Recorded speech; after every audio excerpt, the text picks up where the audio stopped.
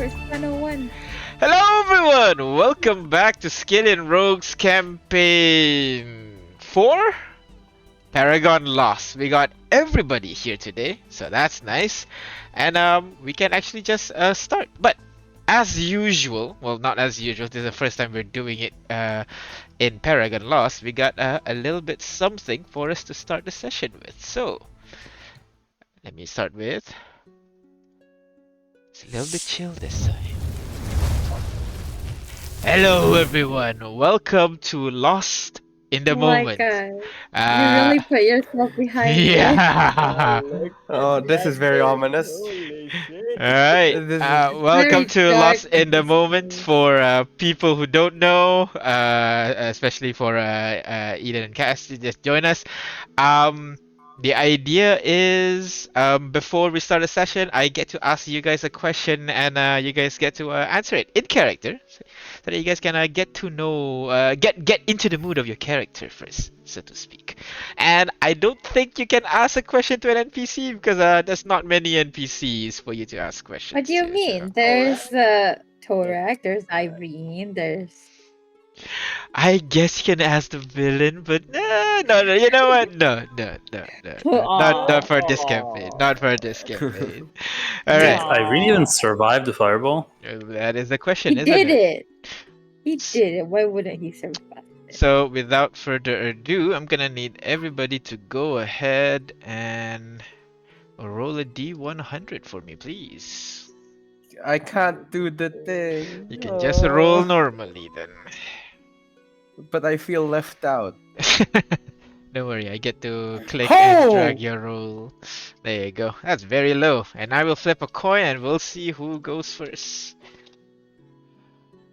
I rolled a 2, so that means higher will go first.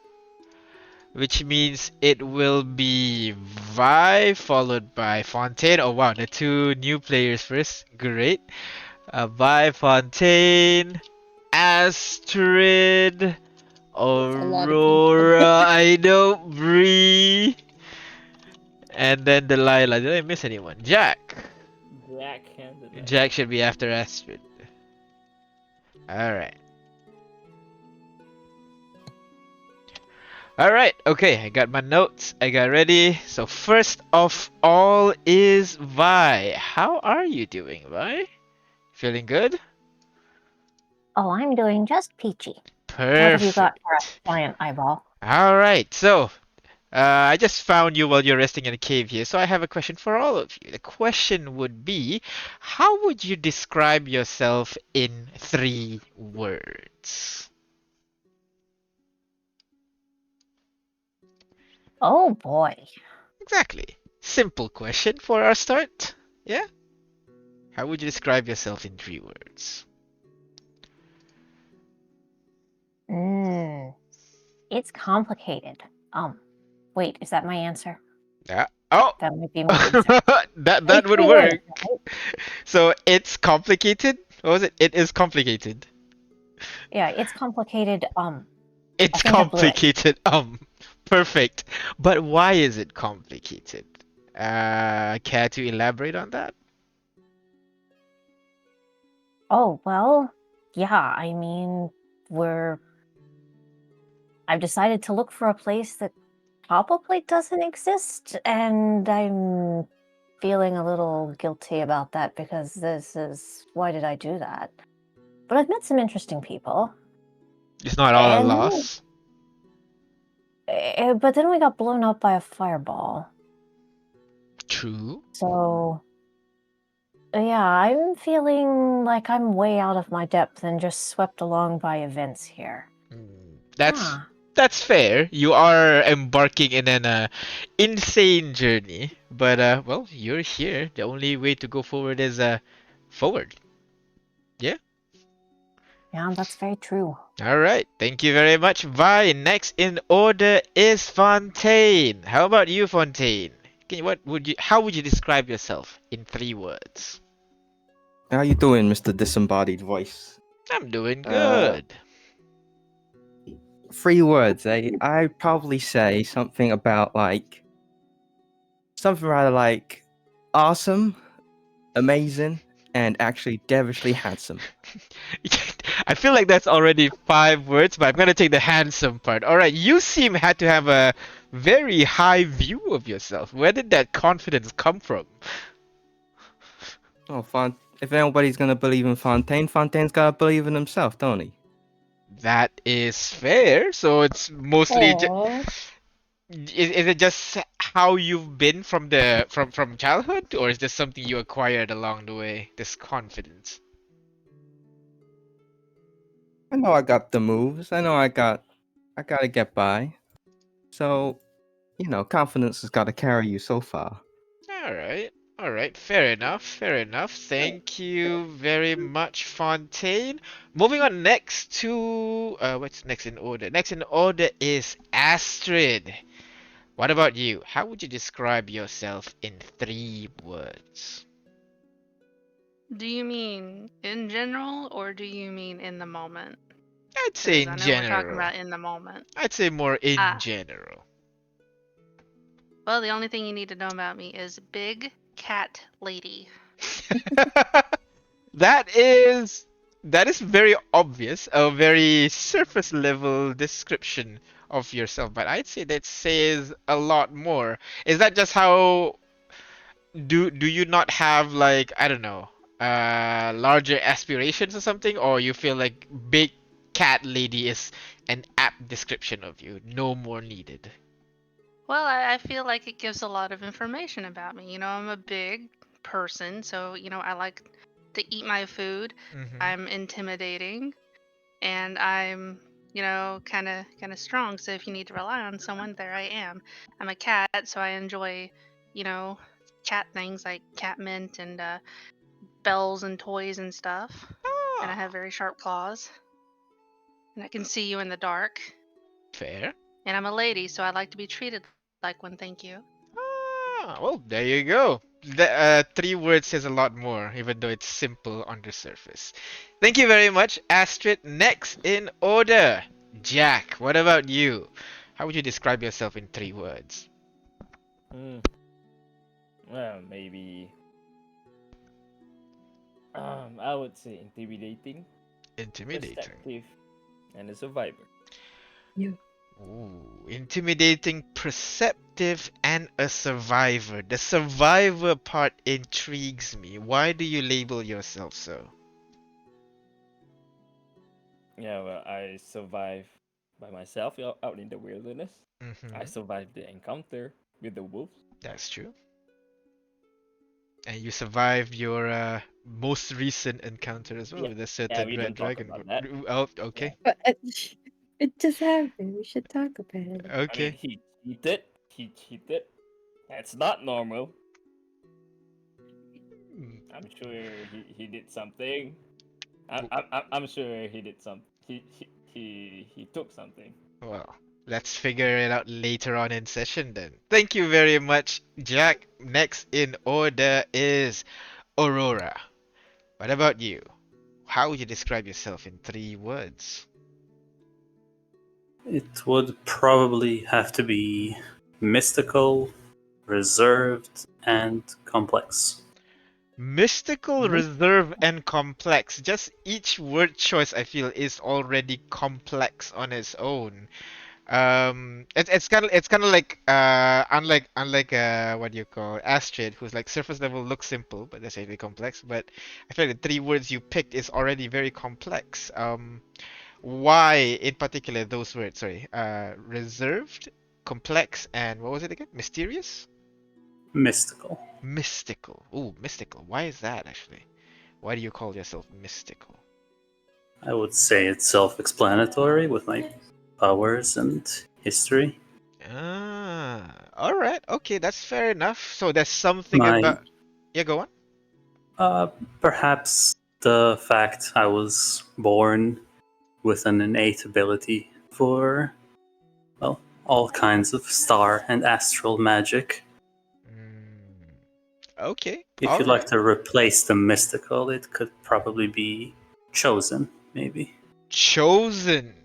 That is Ooh. an interesting word to use. Well, maybe we can figure out more. Thank you very much, Aurora. Next in order is Bree. What about you, Brie? What's the 3 words you would use to describe yourself? I guess I would go with cheerful, Mm-hmm. love, Okay. and oh, well, I'm torn.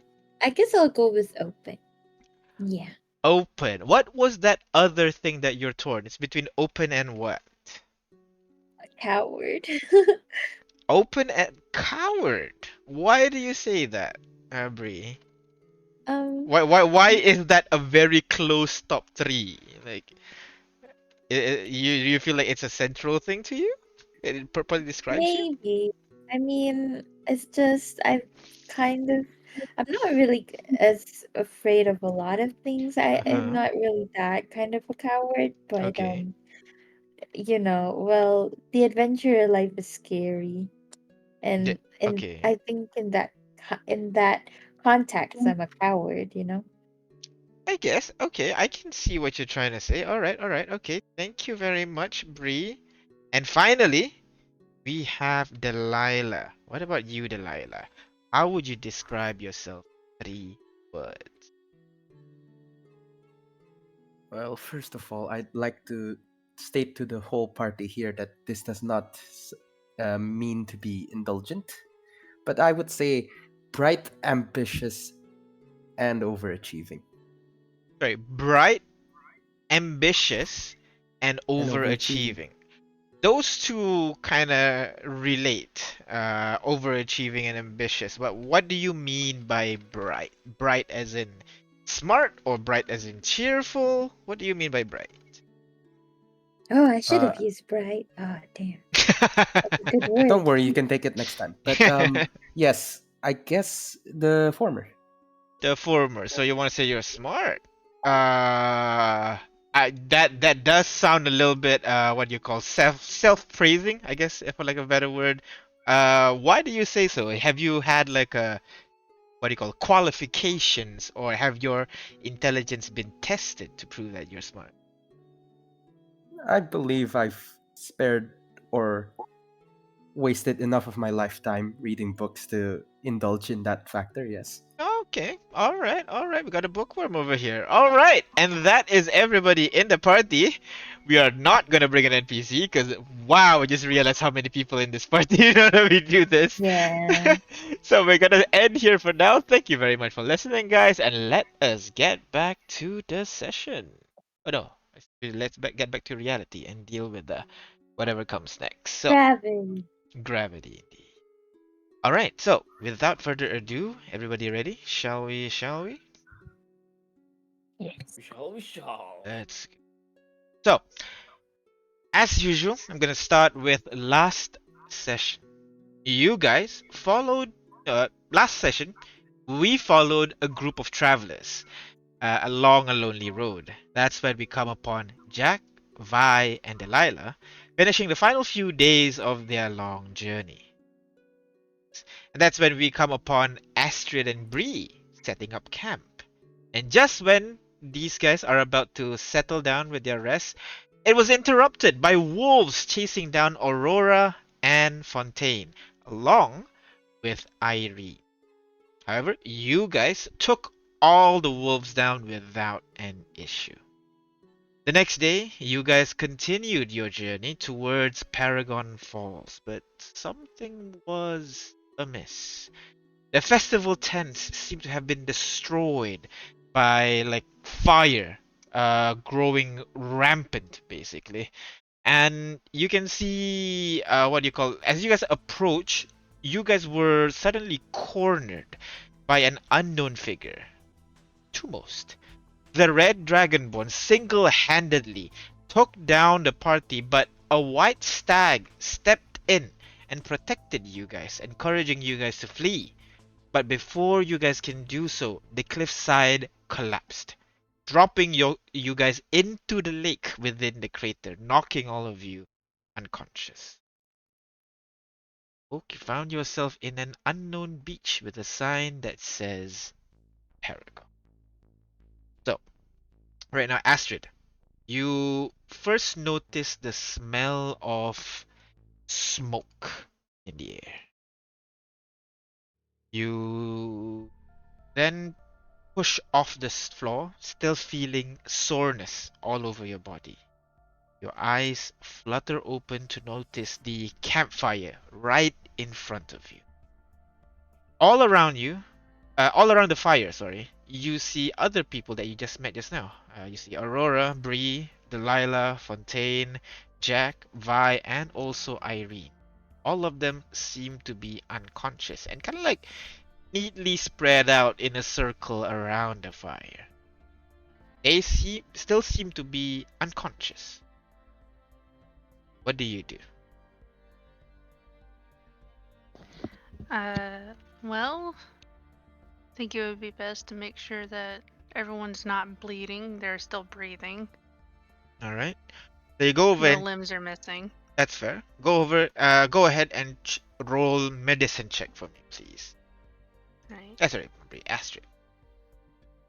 Yep.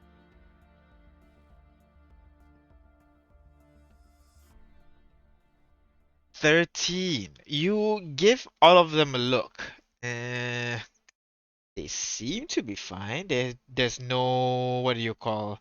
There's no sign of wounds or anything like that. You don't see any signs of injury. In fact, they seem really healthy. Healthy like they just took a long rest, kind of healthy. But yeah, other than that, they're all less unconscious, more sleeping at this point. What do you do, Astrid?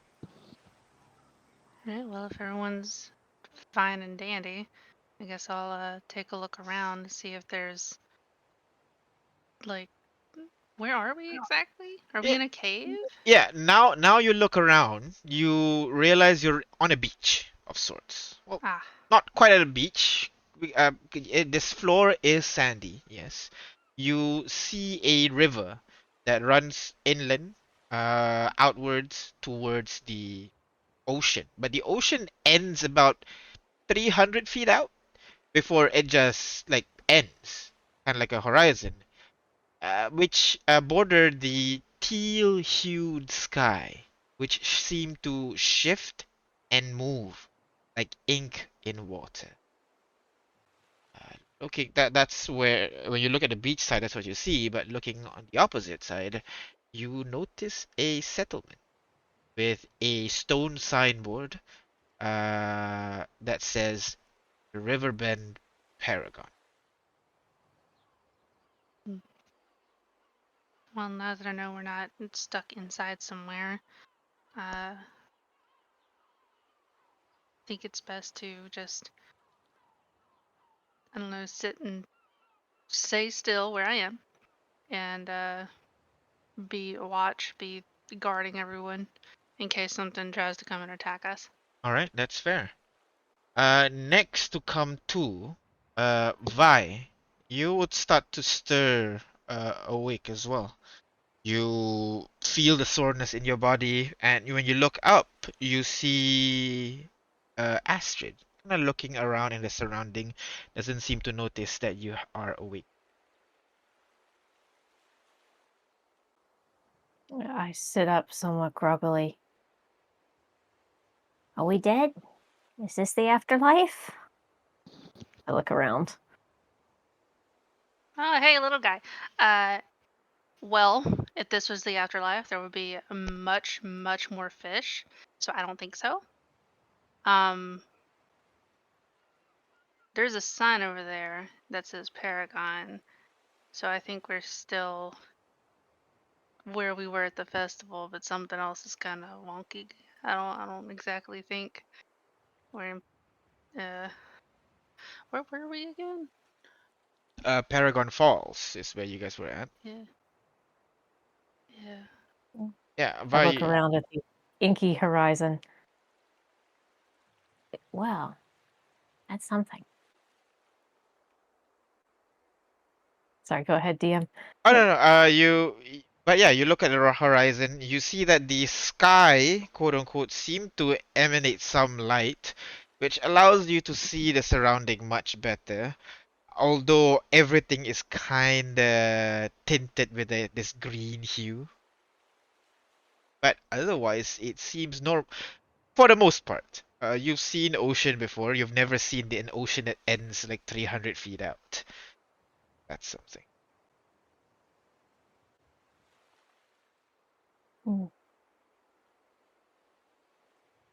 I will pick myself up and check on everyone who's still unconscious. And are there any footprints besides ours? Because I Uh, don't remember building a fire. I will ask Astrid if she built the fire. No, it wasn't me. It was here when I woke up too. Mm. Go ahead, roll perception check for me as you try to find this footprint. And around this point, the rest of you start to slowly stir as well. One by one, you guys begin waking up. You first notice the fire, then you notice Astrid already up, and you see Vi kind of like walking around for a moment. And while you're walking around, Vi, you do notice there are footprints around the beach. Footprints that are not left by you because you just woke up. But the footprint seems old, like the water have been washing up on it, causing the footprint to kind of fade. You can still see the general idea it's headed. At the moment, you see it's heading towards town. It heads towards the river for a bit, and then it walks along the river towards settlement. Okay.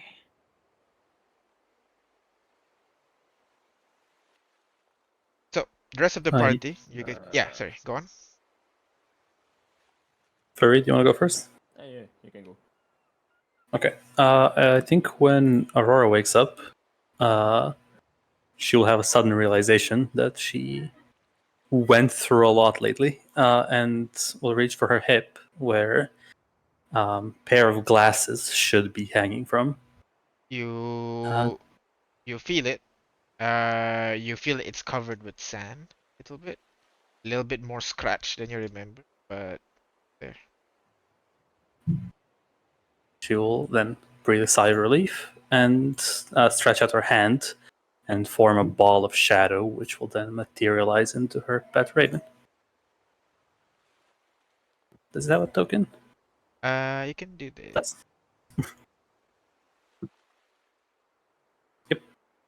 Got two of them now. Oh no, do it then. There you go. There we go. Just Whoa, and she'll look around. dark. He looks like just like a regular raven. Just his eyes are a little too bright, perhaps.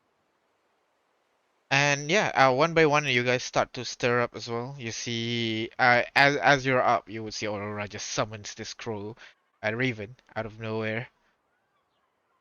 So, you guys setting up right now in the campsite, seeing each other. What do you guys do?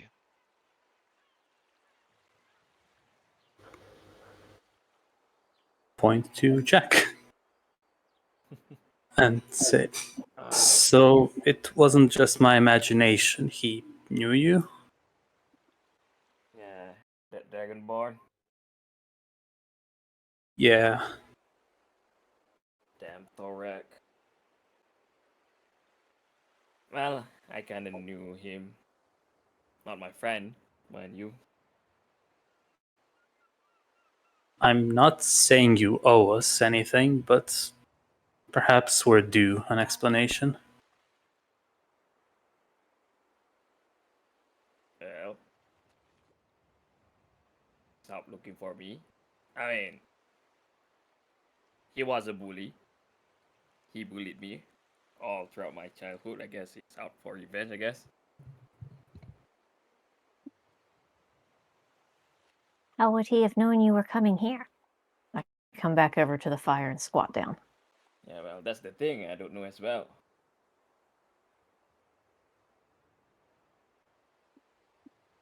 I I've had bullies in my life. I don't think I've ever had one kill for me or over me. Yeah, you haven't met. Yep, You don't know Torak, I guess. I mean, he has some loose screws in his head. He doesn't see the world the way we do. I guess he If I never remember thought. correctly, he called you by a number or a code, maybe. Blurry. Yeah, we all had we all have one. So there It's were more something people like I you? come again. So there were more people like you that Torak also bullied? Yeah, there was a lot of us.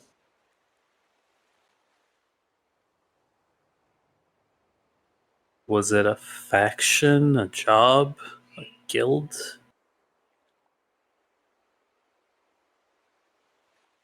Magical school, perhaps? Not a school per se, it's an institution. We were held there, they did experiments on us, and I got up.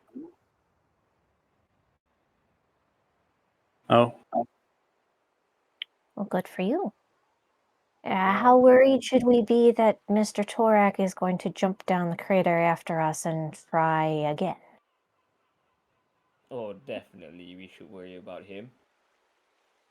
If I recall, he said the director wants me back, and I know he won't stop until he gets me back. But seeing as he's not here right now, I'm thinking he encountered some difficulties. Uh, you all saw that white stag-looking creature, right? in brief flashes, perhaps. Hmm. Well, maybe They it's were best if we move from here. If he decides to jump down, and guess we have to fight him again. How valuable are you to this director? How far will he go to get you back? I'm not sure.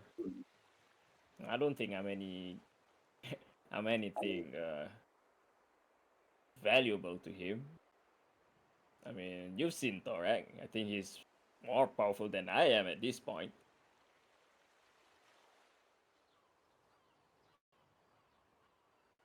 Well, you see, there's a lot of things I don't know. And I'm here to find out all about it. A Well, if gesture you to weren't the area important to around him, him. sorry. If you weren't important to him, then he wouldn't care about you, wouldn't he? Maybe he just hate losing his assets. I don't know how psychopaths think.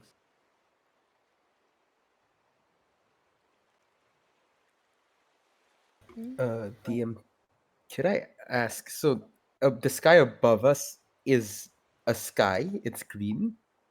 I mean, you wouldn't. I call it a sky because it's above you and all over. But yes, it's not your typical sky. It's green. Seems to swirl around with different hue of teal. With kind of like stars, maybe that appears and disappears almost instantly. And um, recalling that we probably felt like we fell down some like hole.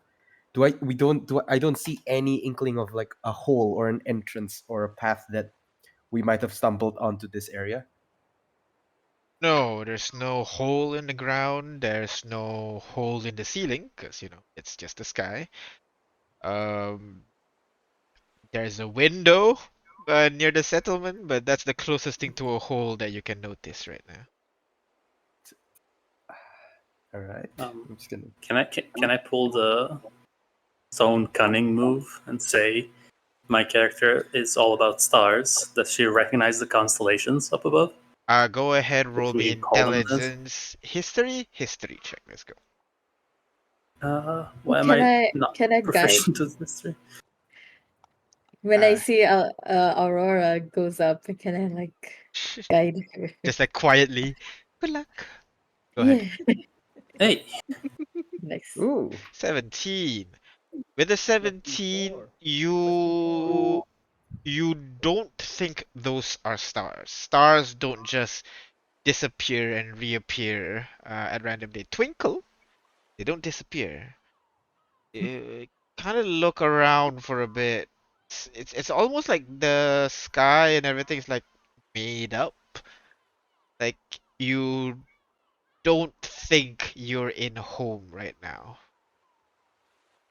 At least so they're maybe, not. or at the very least, maybe something is covering. This green thing is enveloping you right now. You don't know how far Gotcha. it goes. That might be it. And they're not forming any cohesive constellations or anything. No, no, it is not. Okay. I'll share the info with the class. Hmm. Do we Yeah, get I will. teleported somewhere? Oh no. Is it a different Maybe. dimension? Going to go over. Mr. Fontaine, Bree, how are you feeling after we got blown up and fell down a hole? I understand that's a silly question. No, I mean, it's what happened to everyone, right? This is what I remember. I want to say I feel sore and stuff, but I actually feel better than ever. Yeah, I don't feel like how I thought I'd feel if I got blown off and into a giant hole. Same, same. There are some old footprints.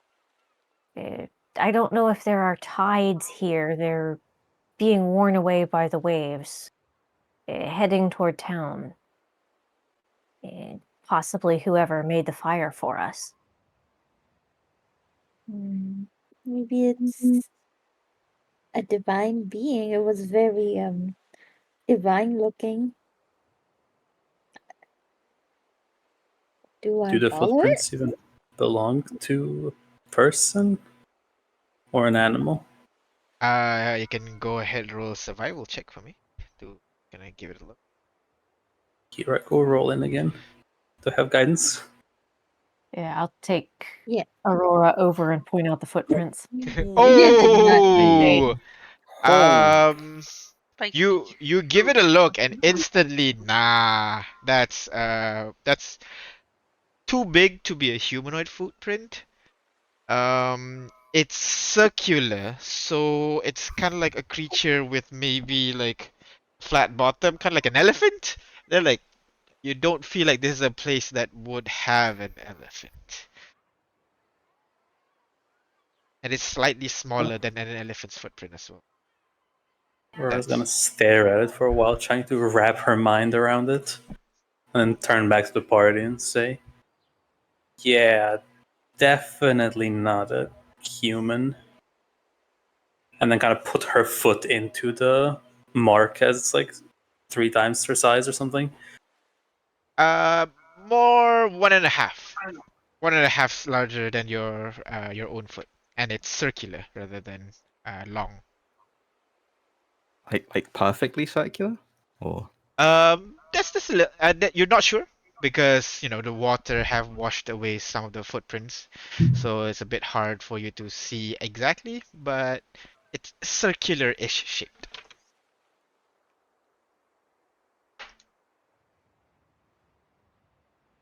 Well, whatever it is, we owe a thank you at least. Yes, indeed. So, Well, so I don't know that we gain anything sitting here, so unless someone needs to do something, shall we head toward town, I suppose? And I indicate the building. Signpost. Yeah. Before we We saw the Signboard. signboard that it's to Paragon, right? Like so the Paragon bends it or says something. River Bend, comma Paragon. It is this. Well, It's kind of like it. The stone signs looks like it's supposed to be a part of a gateway or something, an arch, but whatever it came from seemed to have collapsed, and you just see the top part of the arch semi-buried in the sand, and it's carved in there. Riverbend, Paragon, written in common. Hmm. well, yeah, Science is Paragon. we're What here? we're here for, right?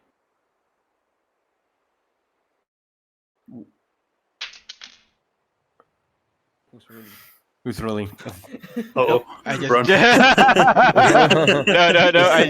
I dropped the coin. All good, all good. So, DM rolling a D2 in real life. What's happening? Okay. Can we see the town from here? the beach that you are on, has to kind of climb up a little bit, like a small cliff. I wouldn't say cliff. Cliff is like too massive. It's like the ground raises up a little bit before it arrives to the edge of these buildings. Uh, but yes, you can see the buildings from where you are right now. Um, but you do notice like the buildings do look like old. There's like a couple of mold growing on the side. It does not look like much. And either way, I think we should head into town. Yeah, everybody's heading to town right now. If anybody is there, we can ask for Guess so. directions or Bef- information. before we continue, I just want to ask everyone in the group if you all recall the four-legged beast that apparently was talking to us. I wasn't the one. That wasn't a delusional dream that I was having, right? Or If it was a delusion, I also saw it very clearly. Yes, it was very impressive. Me too. any inklings? Does anyone have a theory on what it might be? I want It's a I want an god. opinion. It was a deer. just Probably a 10 point. When Well, the deer taking a god. double take. Okay. when Bree say that, I'm gonna. You're gonna? I'm open to all theories. Bree's Delilah's gonna, like writing on a book right now. Bree's gonna hear in her head. You think everyone's a god now? Bree, you Oh my hear the god god. just now call to you again. Oh my god, all the gods are talking to me today. I feel so blessed. A question mark on the god theory. I mean, gods take many different shapes, you know, and their blessings also take many different shapes. So, All right. I'll take that theory to account, but I'd like to at least propose one theory that I have some insight on. Apparently, after looking on flyer boards and whatnot, there has been reports of a mythical beast roaming Paragon Falls. I was just particularly interested on this certain post, so I'm quite adamant to hopefully find that creature once more. And what will you do with it once you find it? I don't know yet. The job listing was undescript. They said some just wanted to get rid of it, some just wanted it to get away or shoo it out someplace.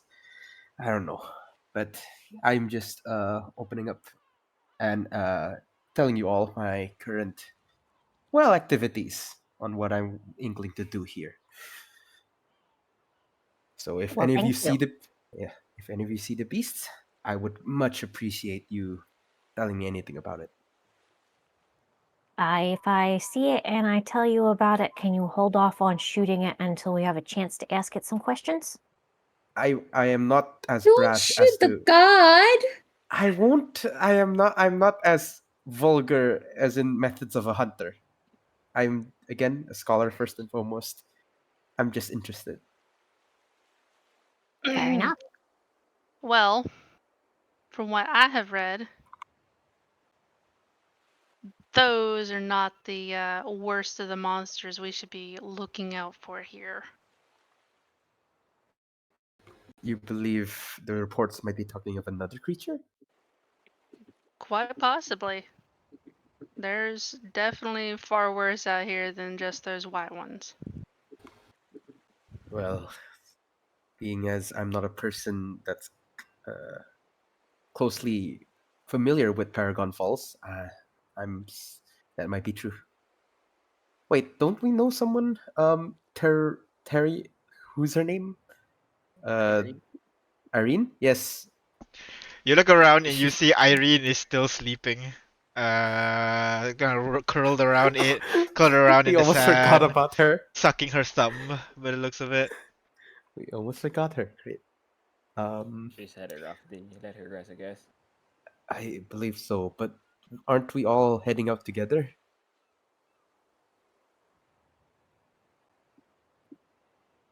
So you wanna wake her up or leave her be and you guys continue to explore first? She just lost her family, and now she's gonna wake up alone in a weird place. We should wake her up. At least she has people around with her.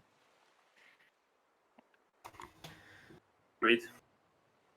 Okay, I will go over and gently shake Irene awake. Yeah.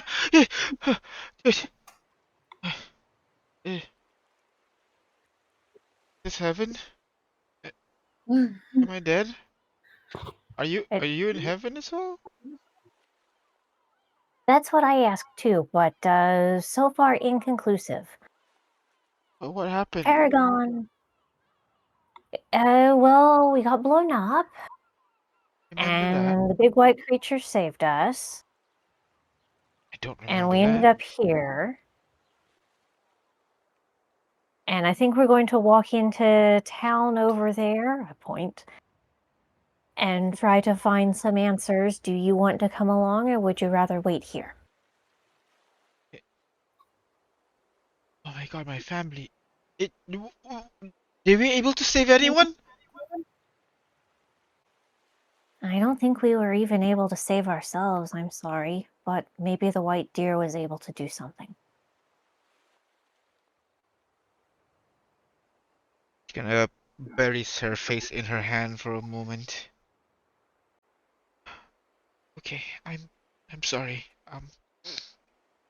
Yeah. You guys lead the way. I'll follow from behind.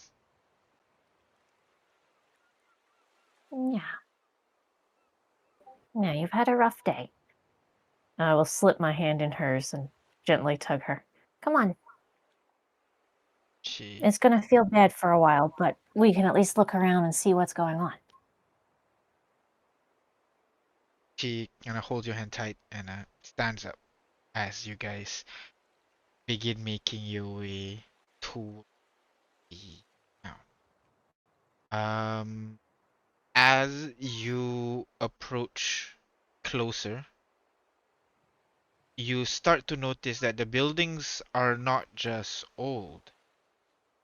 In fact, it is dilapidated. The roofing on of them are non-existent. They don't have.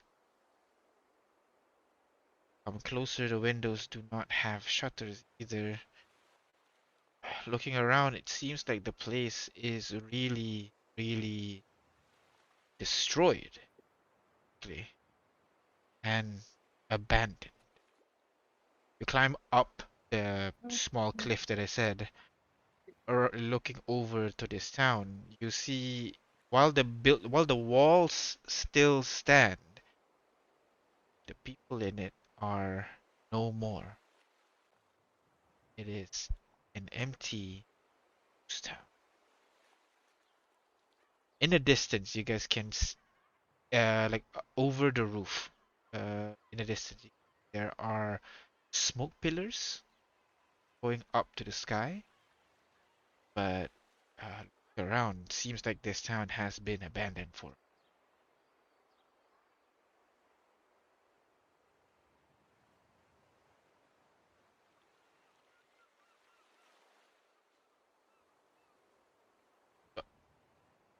You guys standing on the edge right now, looking into the town. What do you guys do? would like to investigate the buildings themselves. Do they seem to be human-sized or mysterious 1.5 human elephant-sized? They are definitely humans. You can maybe what do you call? Even Astrid would be able to fit in the door, no problem.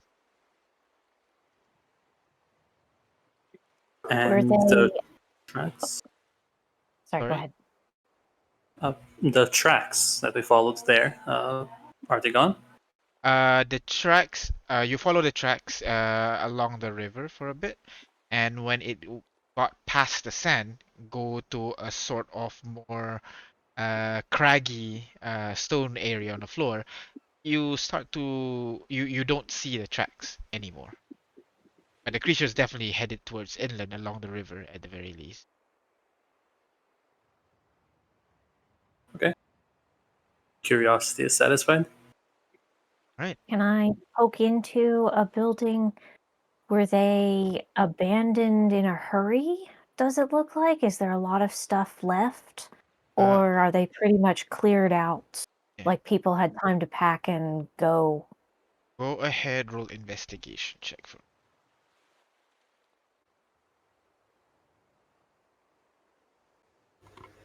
Oh, Holy damn, damn! people. Slow down. We have other numbers other than 20, guys. Um, I don't believe you. looking at the house, you poke inside, you do not see any furniture. Correction. You do see some furniture, but um, there's not much of them. You see there's like some stone chairs, like a large stone table on the side, a marble table. You still see there are like some furnaces. You do see metal equipment uh, on the floor amidst the grass that's grown in the area, but you don't I, see personal belonging. But then before you like conclude, you kind of notice the wall a little bit. Like the wall looks old, yes, but even the design, like this is like some ancient shit. Like people don't do this anymore. Kind of critique it a little bit, which kind of give you some time to realize maybe it's not been abandoned, more like whatever was in here has been eaten away by time, leaving only like this stone and metal furniture remaining. mm, I would like to go poke at that metal equipment, and I would also like to see if there's anything like a food cabinet, Mm, just to try if I can confirm that it's time that has done this. Like, are there mummified, dried remains of husks, shells, and things? you look around trying to find like maybe like they have a storage container of sorts. Going around from buildings to buildings trying to find any. Most of them are do not have such thing, or at least it's not there anymore. But on one of them, it's outside of the house. They have this kind of like well type thing where they are storing it. When you open up, when you look inside, it seems to be some kind of a, a storage item. The lid has it's gone. You don't see where it is, but on the inside, you do see remains of like bones that when you pick up, it just crumbles to the hand. You know, you do Ooh. see some like very very like thin kind of like a uh what it used to be dried fruit. At this point it's more kind of like a clay structure if anything. And then most peculiarly you find a bunch of what looks to be small red chips of stone with a similar symbol drawn on all of them. You find 7 of them. A stone? small chips of stone, and they're like the size of your thumb. Okay. I will come wandering back and also point out the metal remains in the house. Is anybody good with machines and things? Also, does anybody recognize these? And I will hold out the red stone chips. Does anyone? Does anyone I'll look take like a they're look at about them. to recognize Naya guidance though? Bree's just ready to slap someone with a guidance whenever whenever Look, she sees Could the when error I? happening. Vi asks that question, instead of looking at Vi, she looks at the party. Yeah. I'm not smart, so I'll help. Could I like take a gander at it? Maybe like from my years of study. Does Sure. this look familiar? Go In ahead, roll Arcana check for me, please. Guidance. okay, I'm just double checking. Is this Fey, Fiend, or Infernal related? You wouldn't know. Go ahead, roll Arcana check. Oh no no, like it matters because I get advantage if it is. Okay, it's not. It's not okay. Then I just roll normally. Oh my god! Uh, A D4 as well. with a 7, you give it a look. Um, Um, one thing you recognize, the symbols that are being drawn on it is a magical sigil of some kind. You've seen it in some. You don't see this exact sigil. You've seen it in your book, so it's magic shit. That. Okay, yeah. Uh, Beyond just the simple enchantment, I can't decipher its origin neither. Well, maybe we'll find some clues. I will drop the little chips in one of my pouches. I don't know. It doesn't seem like there was a big sudden disaster that caught everybody unaware, but it's been a long time, long enough for old bones to just kind of crumble to dust when I touch them. Well, it has been 2,000 years, right? 1,000. To be exact. 1,000. Okay. And that would do it. I don't know. Shall we keep going? No way but forward. Alright. You continue walking through the town, and it has the semblance of civilization. Walk around, you see there are what you like signs of what used to be a well. Look inside, it's still working. There is water in it. Look around, you see where it kind of looks like a town square, most of the houses are facing in this direction. During all this time, you kind of go through the houses, you can find anything else, anything that would give you a clue to what had happened. And then Vi, when you are looking around, you notice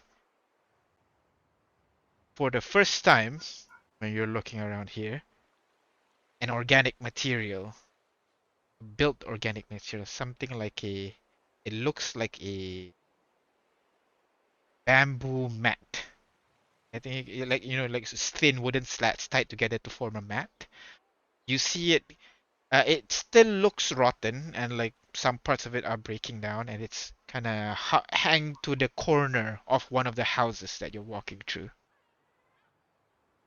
But the most peculiar part of it is it's moving up, I will down, grab anyone who's up. close to me and just point. Now all of you see it. It looks like someone is very bad trying to hide under a rug kind of situation. Just huddled up in a corner, covering themselves with a rag. Because you can see the thing moving up, down, like it's breathing. Okay. Uh, can I? How far are we away from that thing? I'd say you're about like 60 feet away when you saw it.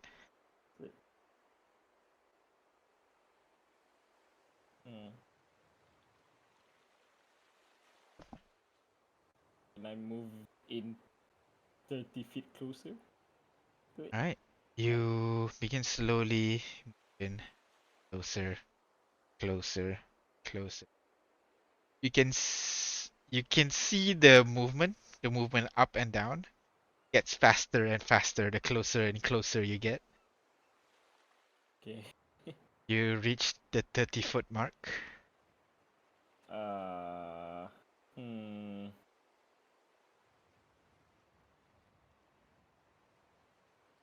It's up, down, up, down, up, So, down.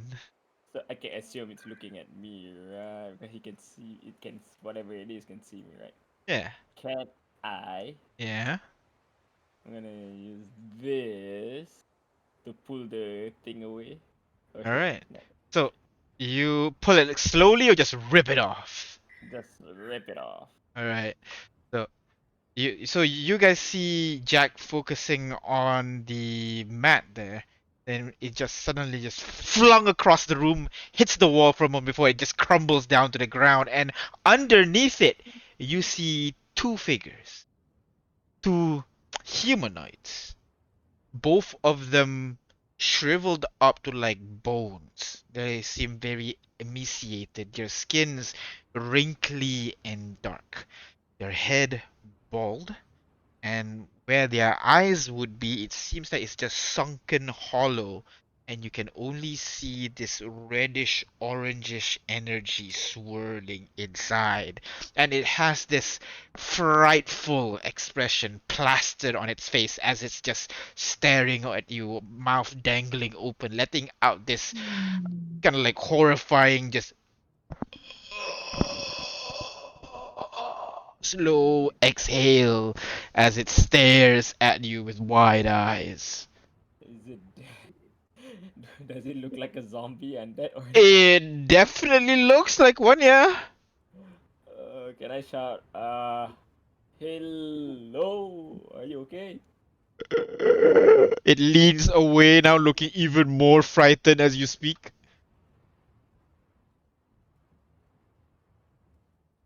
Wait, you said we saw two humanoids, right? Two, yes. One of them is hugging a smaller version of the same thing. Kind of like hugging it tightly. Both of them staring at you with wide-eyed fear expression. Look at the party and I will come up to where Jack is. Hello? Do you live here? What happened? It's just letting out this horrible kind of croaking exhale.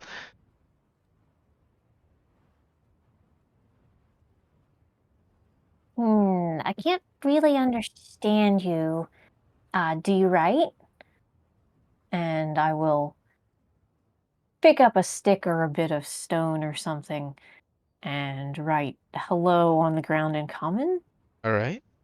facing them, and back up a little bit, put the thing I used to write with down by it, and see if they respond at all. All right. During this whole time, Aurora, you would notice that while Vi is writing this down, writing it on paper, pushing the paper towards them, the whole time their eyes are more locked on whoever's closest. So when Vi kind of crosses a threshold, getting a bit closer than Jack, you can see its head immediately shifts over towards Vi, leaning away slightly. And when Vi returns, slightly behind Jack, immediately snaps to Jack, staring at them. Have again that plastered fear expression on it. Doesn't seem to be reacting to whatever Vi is doing.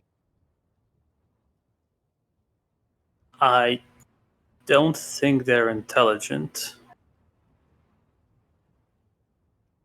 No? Well, that makes things difficult. Any ideas?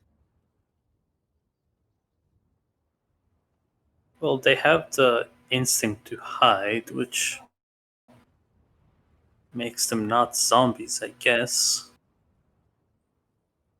I say we just leave them here. maybe feed them something. Well, I'm gonna use my thing to send a ration over there. All right. A ration floats out from Jack's bag and slowly floats and land right next to these guys. But again, during the whole time, they're more focused on the humanoids right in front of them. Eh,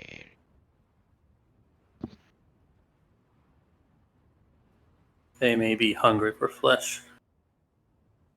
I thought you said they were not zombies. Shrug from across, like from 60 foot away. DM, yes. out of peak curiosity, is this normal, typical like necromancy or like undead type behavior, or could this be some magical effect that's different? Go ahead, roll Arcana check for me. Or yeah, sorry, could I be at least be more specific? I think I want to discern: is this like an instinct, or do they feel like they're sentient, or are they controlled, or something like that? Insight. Go ahead. Insight. Yep. All right, I don't roll that with advantage. Yeah, insight. That's intimidation. Fine. Ooh, All right. better. So No 14. guidance this time. I think unless you call her out, Bree would just look at the undead and like follow where they're looking. All right. They're not With undead. looking at them, they are okay. Usually, when it comes to undead kind of thing, they follow whoever commanding them. The way they're acting, they definitely seem like it's moving on instinct rather than it thinks or something like that. Because whatever stimuli you give, it is not changing what it's doing. Just stares at you guys.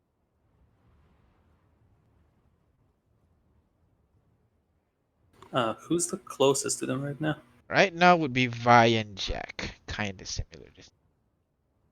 Or I was gonna call out to Jack and say, "Hey, Jack, try ordering them to do something." Hey, you there. Can you jump? Leans away again. They don't respond to order. What you said was a request, but I'm being pedantic. Sorry. So, Think back. Does she maybe know anything about this stuff? Arcana check. How am I not proficient in any of these? 7. It just reminds me you of zombies, man. These guys most probably are zombies. But they're not attacking though. Zombies serving the local necromancer around here. I want to try something. Right? Would my book have anything to say about them? You pull out your book, browsing, see if there's anything. Read this 1,000 times. There are. Go ahead, roll history check with advantage. Right. Man. You're more focused on the hero, so like you recall there is a story about a necromancer in there. You can like go through the chapter, give it a read for a bit, get immersed in it. Yeah, it's like Aurora said, like zombie. Sorry, it's like Delilah was thinking. Zombies listen to commands. These guys are not zombies. They're like very hungry people, maybe. Well, they're not eating the food, so they're not that hungry. I'll Can go retrieve. Oh, go ahead. oh, sorry, thanks. Can Yeah. Fontaine walk up to Vi and Jack, huh? All right. And hey, Flute Boy, you still got those chips on you? Right here. How many do you want? I open my Just- pouch. Just one. I pass Fontaine one of the red chips. Fontaine's just gonna chuck a chip towards them. You Like a stone chip. Yeah, stone chip. You throw it across, lands near its feet where the ration was just now. The larger of the two still staring at you guys, but the little one now looks down and tries to reach out towards the stone chip. But the larger one's kind of like pulling it back, just trying to get away from you guys. DM said mother. A slip up. We now know. At least there's the reaction over there. Can I try talking to one of the creatures using this?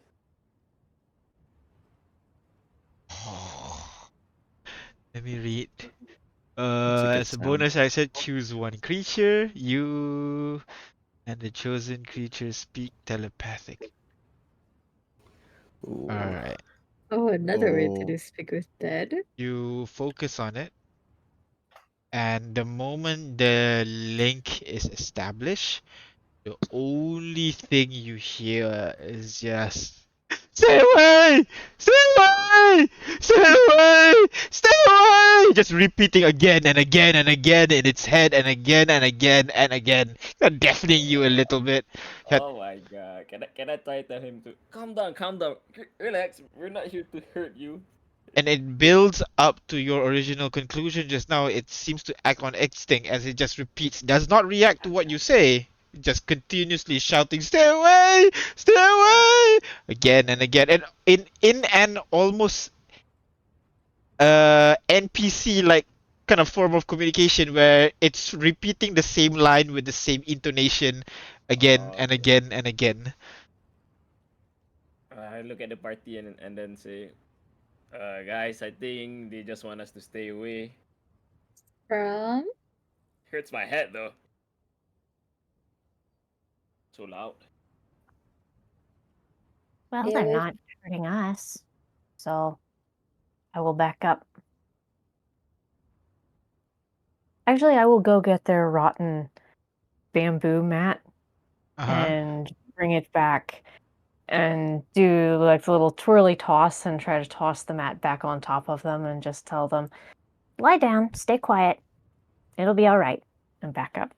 As you grab the mat and try to like put it on them, as your hand gets closer to them, trying to like cover the whole thing, you can kind of see the mouth gets wider and wider, like it's ready to shout, but then you're able to just properly cover the whole thing, and it does not seem to shout. A couple steps back, and all is well. It looks of it. I'm gonna use my thing to grab the red chip and be on our way. All right, you grab the red chip that you threw away, and I'm assuming you guys continue making your way through the town, yeah? Yeah, kind of weird. Okay. You turn around and begin continuing your way, going through houses and houses, trying to find if there are any other signs of civilization. But Aurora, just as you're about to leave, at the corner of your eyes, you see the rag kind of like stop breathing so quickly as you guys are walking away. And you see a hand kind of pokes out from behind that bamboo mat, grabs the ration that you left behind, and pulls. She'll tell the party. They were hungry after all. Yeah, Hmm. but they were more akin to animals than human, than people. Animals still get hungry. Animals also still respond. They seemed stuck from what you were telling us, Jock. Well, they are afraid of us. More like, for example, if you see a mouse, and the mouse are gonna scurry away, but if you corner them in a corner, They will, tuck in that corner, make themselves small, not threatening. Maybe so. Maybe so. I'm kind of worried about those smoke columns. This place is so old, but those. eh, I'm. I don't want to think about something burning for 1,000 years. How about someone's preparing dinner? What time is it anyway? Do I know what time is it? You have no fucking idea. Like the sky is green. It's bright green, so maybe it's morning, but there's stars, so maybe it's night. Shrug. Because when you don't know how long you were unconscious, so you can't really gauge, you can't really estimate how far has it been since then. Right now, it just seems like it's twilight. I think is the best word. Okay. So, you guys continue making your way across town, and as you cutting across, the smoke pillar gets closer and closer and closer. Begin to smell that smoke, and then smell flesh, like barbecue. Disgusting. You you kind of hesitated a little bit whether or not to proceed or stop, but there's only one way to go right now as you continue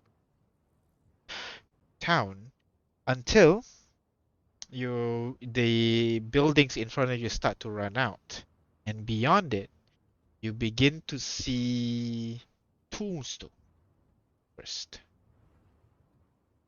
The smoke seems to coming out near the tombstone, different shapes, sizes. And as you get a little bit more closer, you realize the smoke's coming out from holes in the ground. And then see humanoid standing around that hole a little bit. They seem to be holding really long halberds. They seem to be poking it into the hole a couple of times. Poke, poke, poke around. Poke, poke, poke around. You observe this quite a while. Notice there's like 3, 4 of these guys. You're not directly next to that area. You are still like maybe 2 to 3 blocks away still. So kind of get that scene, but you can't really see the detail yet.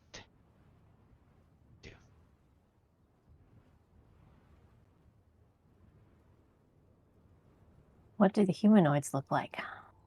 Go ahead with perception check for me.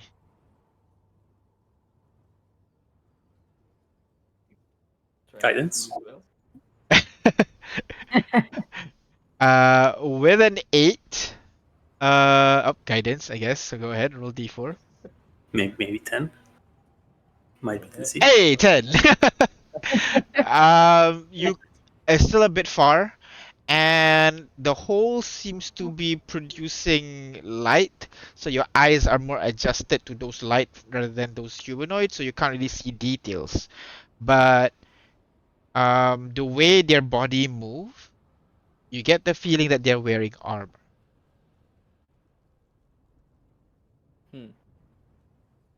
Yeah, tell everyone else. Yeah, it looks like they're wearing armor. And I got kind of a spooky feeling about this. Maybe they're guards. We should ask them a question. Approach. I don't know.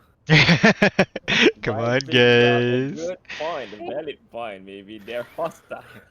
Could be. So just for context, you guys, there's like buildings and buildings and buildings over here. You see the holes in the ground over there. And the party is, oh, I don't have a party token yet, but the party, I'll use Astrid's token. The party is like down here right now.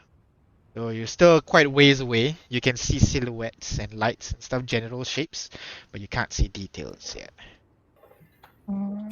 Could Mr. Fontaine, do you think you could go take a look? I can make you extra sneaky.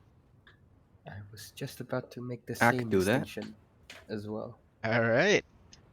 Oh, well, very nice. Delilah, do you want to do the honors? Do the honors of what per se? Extra sneaky, or is that just me? Oh, that I don't. I have my abilities to do so on my. I don't know what you are doing or planning to do. Oh, just make Mr. Fontaine here a little extra sneaky. And I'm going to reach out and tap Fontaine lightly on the shoulder and cast invisibility. And Fontaine is just gone. But Well. I wanted to do this. Oh, Well, then I believe Fontaine is much more suited than me to survey what's ahead of us. All right. So, Fontaine, you see your bodies. I'm not sure if you've experienced this before. I don't have to see. Oh, you can see. Okay, I need to see. Okay. You're not sure if you've seen this happen to you before, but you see your body after Vi kind of grabs you on the shoulder, start to disappear from your shoulder and completely gone by the end. He You don't- definitely has not seen this before. Exactly. So you just feel this kind of cool sensation run by you, and you are now just gone. You don't see your leg, you don't see your hand, you don't see anything. He's gonna like wave his hands in front of his face, or like feels like he's trying to do that, but he's not seeing Yeah, any. exactly. Yeah.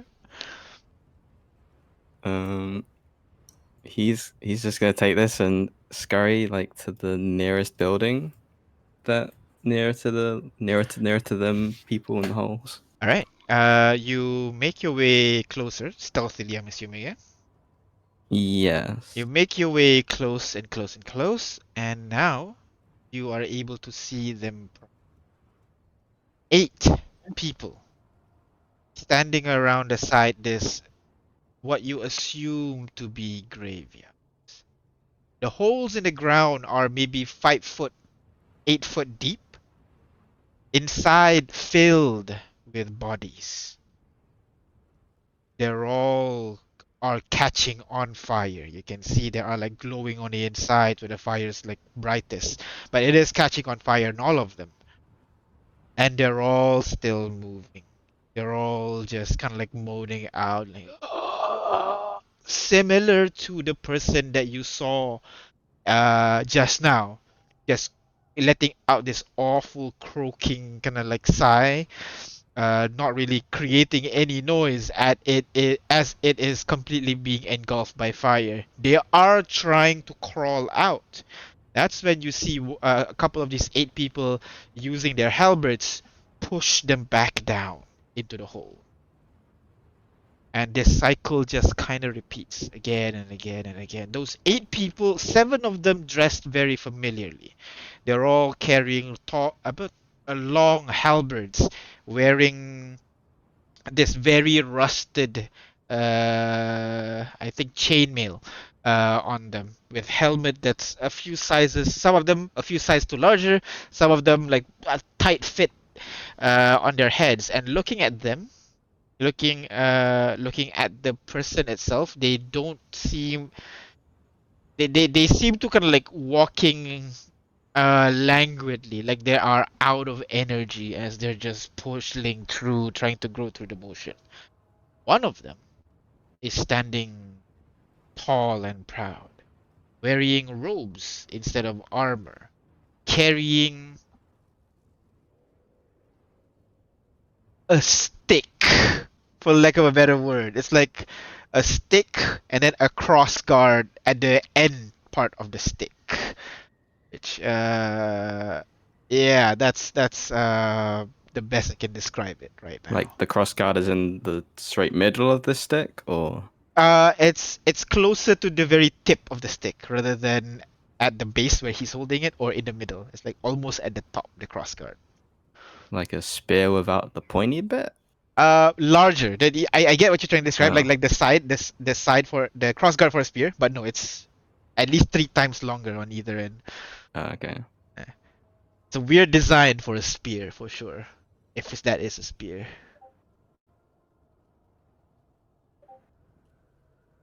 So you see all 7 of them kind of scattered around in this area.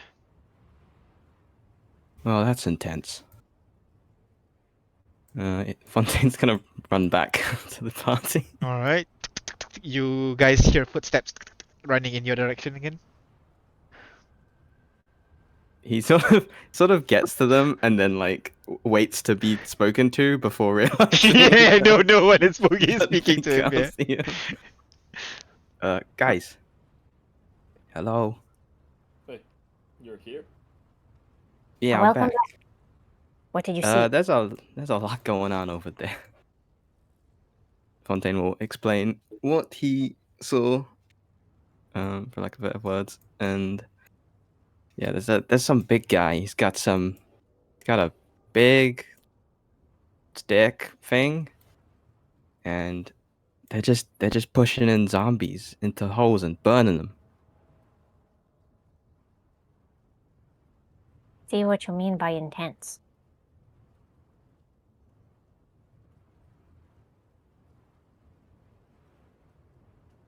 So we want to go the other way, or Were the armored people different than the zombies or similar? DM? Go ahead, retroactive perception check. Where's my token? Aiden. 12. They are wearing helmets, so you're not quite sure. But looking at the parts that are not covered by armor, they are definitely as skinny as the one at the back. The pair that you saw before. This is.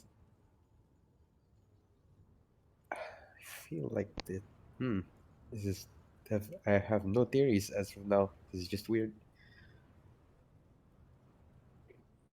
I suppose we could go ask them. If We're not zombies. No reason for them to hurt us, right?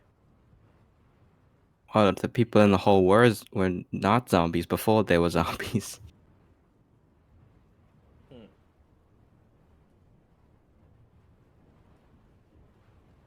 should at least have a backup plan, right? If we're There's gonna go and talk to them. Oh, sorry. No, you're good. Oh, exactly. You can stay invisible until someone smacks me really hard or for an hour, whichever comes first. So if we're going to go talk to them, why don't you, Fontaine, sneak around behind the one who's wearing the robes and looks like they're in charge? And if it goes sour, then you can stab them? What if we use the buildings to our advantage? How tall are the buildings nearest to them? They don't reach the second floor, so like 10 foot. Yeah. Okay. And they don't have roof, so you can climb up the wall if you want a height advantage. I could climb up and get a vantage point, or I could just sneak behind them and stab them. Whichever one works best for you. I look at the others. I can't think of another good way of getting answers, or we could just turn around and pretend we didn't see this and see what else is here. What else is he? Sorry, go ahead. Sorry. If the people in the armor are somewhat similar to the ones in the holes in the ground and the ones we already saw, what good is it to ask them anything if they can't talk? That's a good question. I mean, we'll find out quite soon if the one who looks like they're still kind of together can talk at all. So why don't And we if have they can't, shot maybe just I'll...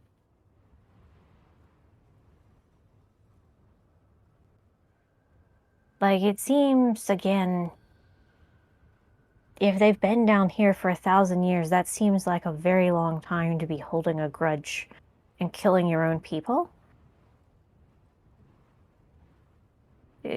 But if it goes sour, I can always run away. How much do I know about undead is what I want to ask, but I don't know if I Um, would know a lot. I mean, you can roll Arcana check, but that's very vague. Better you give me something specific you want to know. I guess it's like behavior wise. I more so I think Aina has an idea. I don't know if Bree would have an idea. Is what I'm trying to do. All right. I Uh, don't know what to do. Go ahead. You can roll. I'd say for this one, maybe. So you want undead behavior, right? I guess so. Yeah. Like I mean, what do? Yeah. Yeah. Under behavior. Let's go with that. All right. Go ahead. Roll me nature check. Shoot. Yeah. No. I mean, like you know about undeads. You've heard about them. Evil people create them, but um, I mean, depends. Most probably, the people who created these guys just commanded them to continue stabbing the holes. Maybe that's why they're doing it. Like yeah. That's what I was. I mean, um, maybe it's just because that's like the last thing they remembered to do when they died. So they just continue doing that. They don't, right? I mean, That's a viable theory. Quite eager to that. But Well, if we all look around, is there any sign of anyone who would have given them those orders? So just kind of a perception check. Is there anything else here Sure. besides the empty city and Go ahead. Roll perception. the Yeah, massacre going on? that's fair. The Go ahead. undead massacre. Perception check for me. Yeah. in the same vein, DM, could I, from the description of the long stick with the cross guards in the top, could I try to like also find out is this maybe like a zombie that's is this an undead that's of a higher caliber that it could be controlling the armor? Are like could they be organized? If you want to figure out whether or not they could be organized, go ahead, insight check for me. For Vi, your perception, you look around trying to see if there are anyone that is in charge of these guys. Almost immediately you can figure out, okay, the robe one seems to be in charge, but let's assume he's not in charge. Who's the guy who'll be controlling them? Give the area a scan. Beyond the graveyard area, you see a large, vast open land. And in the distance, you see a wall. There are some kind of like hills that transform into mountains in the distance. You see there is a wall built up, very long, stretching out miles, you'd say, across the land. Looking around, see, so it's very open. It's not difficult for you to spot anyone. But whoever's controlling them are either maybe invisible, very well hidden, or not here at all. Delilah with your 9, try to see if they are organized. They seem to be. They're wearing suitable weapon for if they're using a group combat. The man in the center most probably is their leader. He's much more fancier dressed compared to the others. Most probably, yeah. I wouldn't be opposed to opening communications, but I do like the idea of Fontaine just in case being behind the sorry sod with the stick. Maybe one or two other people stay behind an ambush. There, I will point out the wall in the distance. I haven't seen anyone else who looks like they're pulling the strings here, but there's clearly more to explore. I volunteer as well to sneak. So, okay. So for Fontaine, no problem. You're invisible. You can sneak. For Delilah, I want to ask, how are you sneaking in?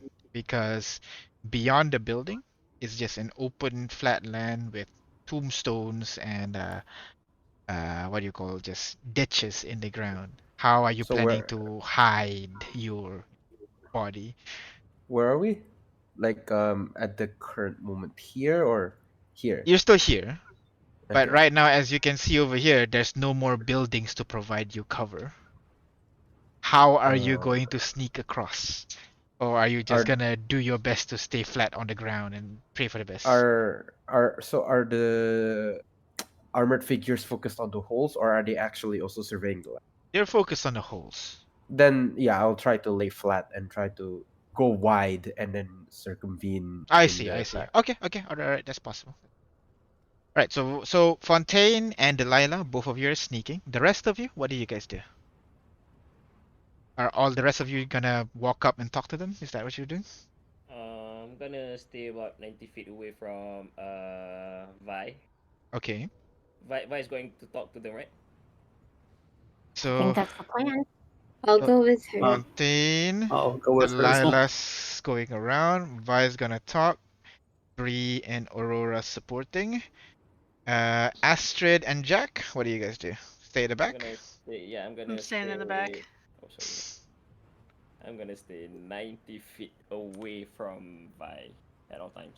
Gotcha, gotcha. Nice. All right. So, Fontaine, you can just walk through, like, just stay sneaky, of course, but you can just walk straight down the middle road immediately to where this well-dressed guy is. Yeah, Delilah, which one's the he, well-dressed he's guy? like Like, in the middle, basically over okay. here. Yeah. Delilah, you slowly go around to the other side and then come back to the middle in hopes to kind of sneak closer and closer to the guy, while the three of you, Aurora, Bree, and Vi, walk out from the line of ruins and start making your way towards the soldiers. Fontaine, you're in position. Delilah, go ahead, roll me stealth check, please. Don't fail me now, dice.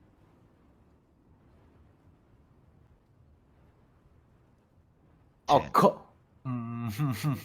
You stick to the ground and you pray. Move forward, move forward. You move forward. You look up. You see the guy holding the well-dressed guy staring directly at you. Kind of God like damn it. eyes wide. And Vi,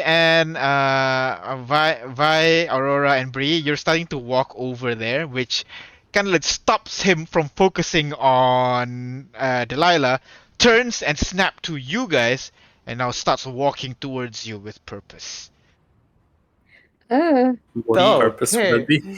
the Delilah, as you're crawling, the guy just turns and walk away. As you're crawling, you notice that the others like do not pay attention to you at all. They are just really focused on, apparently really focused on trying to push these undeads into the hole, basically. Ah. But again, these guys, the ones that are in the hole, they are moving. They are trying to crawl out, gets pushed back again and again and again. They don't seem to just stop, die, give up or something.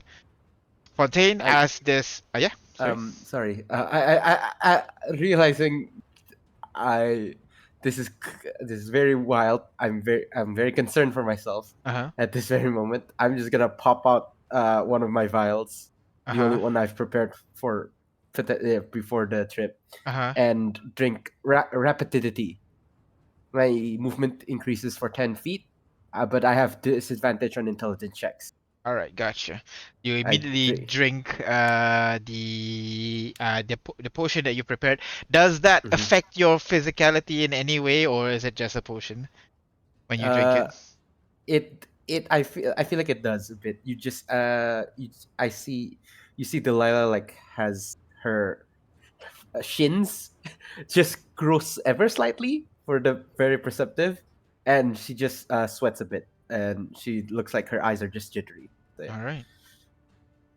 You kind of stay low on the ground. Fontaine, as this guy is moving closer towards Vi, you follow very closely on his back. Go ahead, roll perception. Stealth check for me, please. As this guy rolls Advantage. perception. Yes. Yes, advantage. So one more time. Oh, Oh. same, bro. God damn it. So you follow very close behind him. Go very close, very close, very close. The guy still moves forward, moves forward, moves forward, stops. Turns around, swings its arm, almost as if trying to grab you. I'm gonna need to go ahead roll acrobatics check for me, please, as this guy is trying to grapple onto you, Fontaine. You can roll Yeah, with sure. advantage because you're Yeah. invisible, and he's gonna roll with disadvantage because he can't see you. Ooh. He swings, tries to grab onto you, but nothing. It doesn't seem to grab you. It looks at his hands for a moment, then turns back to Vi and continues to walk again, like rushing towards Vi. Vi, Bree, Fontaine's Aurora, leg. what do you guys do? I will open my hands in the, hello, we're here, not immediately going for weapons. Hello, good time of day to you. Lovely green sky you have here. Wait. We seem to be a little bit lost. Could you tell us what's going on?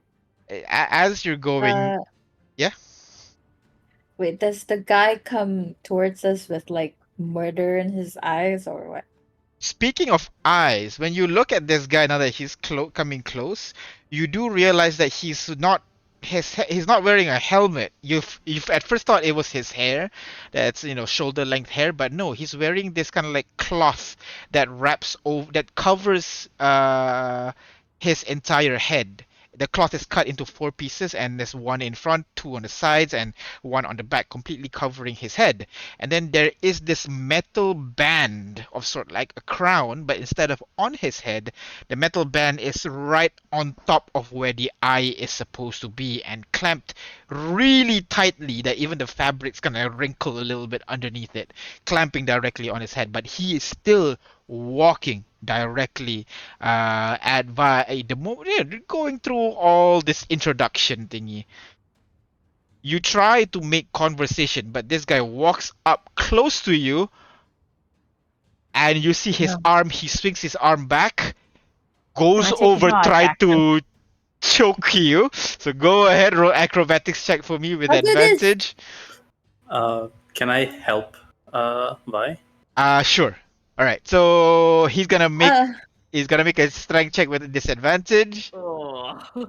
And Vi just moves out of the way, and the hand misses Vi. The guy grunts.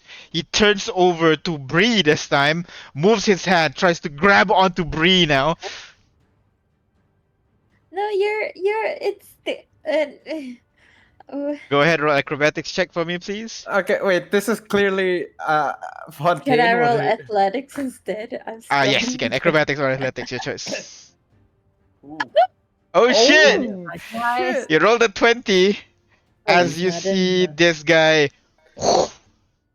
grabs onto Bree by the neck and pulls Bree closer, looking. Why Like, do I keep he does getting not have grabbed? eyes, but he's just pulling and trying to stare directly into Bree's eyes, basically. Fontaine would like to backstab him at the earliest. You are. Yeah. Might I as will. well let Will One by one. go ham. One by one. Aurora, what do you do?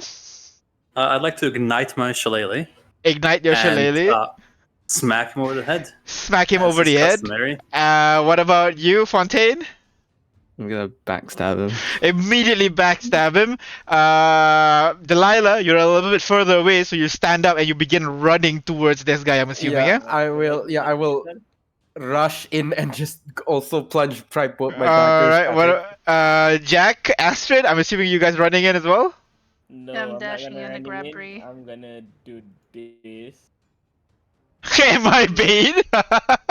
And might as well I preload this, because I feel like this may be bad. This is the second time.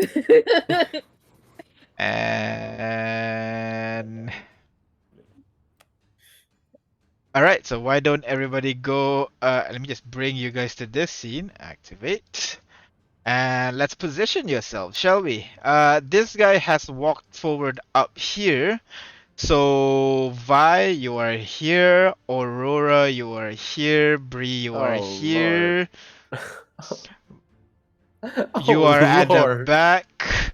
Astrid and Jack, you are 90 feet to the back. So No, I ran in and grabbed Bree instead of attacking. I grabbed her Bree's like not around gonna the be there anymore. I section. think.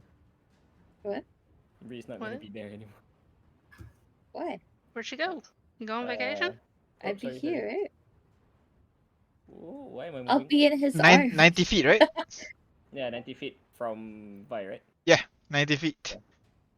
So I'm gonna. Did I send the correct thing? No, Did I you don't see see anything. Nothing came out from me. Okay, so while everybody's doing their thing, I'm gonna look at Bree. I should have. Alright, so I'm gonna need. Okay, we'll just go around. So first can. of all, Aurora, you're swinging your shillelagh. Go ahead, roll swing. God damn! I hit this. Like 11. You swing and I'm sorry. Should be 13, if that makes any difference. 13. 13 does hit. Go ahead, roll for damage, please. Because it's my wisdom plus proficiency, right? Because I'm proficient Right. with Yeah, that's true. Yeah. shillelagh. All right, 9 points of damage as you swing and bludgeon this guy, and as you hear that loud tong, Fontaine, you immediately come in and strike him from the side. Go ahead, roll to hit, please, with advantage because he does not see you. 12 unfortunately does not hit. As you think you saw an opportunity, you swing right near his rib and you feel a loud thunk underneath where he seems to be wearing the armor underneath his clothing. Was real quick, was I allowed to offhand as well, or was it just I'd say one attack as you try to swing this. Delilah, you're rushing in, right? Yes, I'm quickly like dashing All right, like go ahead. the officer from All finding right. a chance of meatballs. So you'll be able to move here. Astrid, you're running as well, right? Yep, I'm Astrid. actually using the dash. Will just try and be double my move speed. it'll just be your normal movement, which is 30 feet, or is it higher now? Let's see. My movement speed is 30. Yeah. 30. All right, so you'll go here. And Jack, I did not see what you were trying to do because I'm not getting any notification right now. Is it not coming up? No. Why is it not coming up? I have to do this. You can send me via Discord as well. I am over there. Gonna Discord. Oh, private mess you then. Yes. DM does All right, the and you. All right, so you do it on Vi or on on Vi?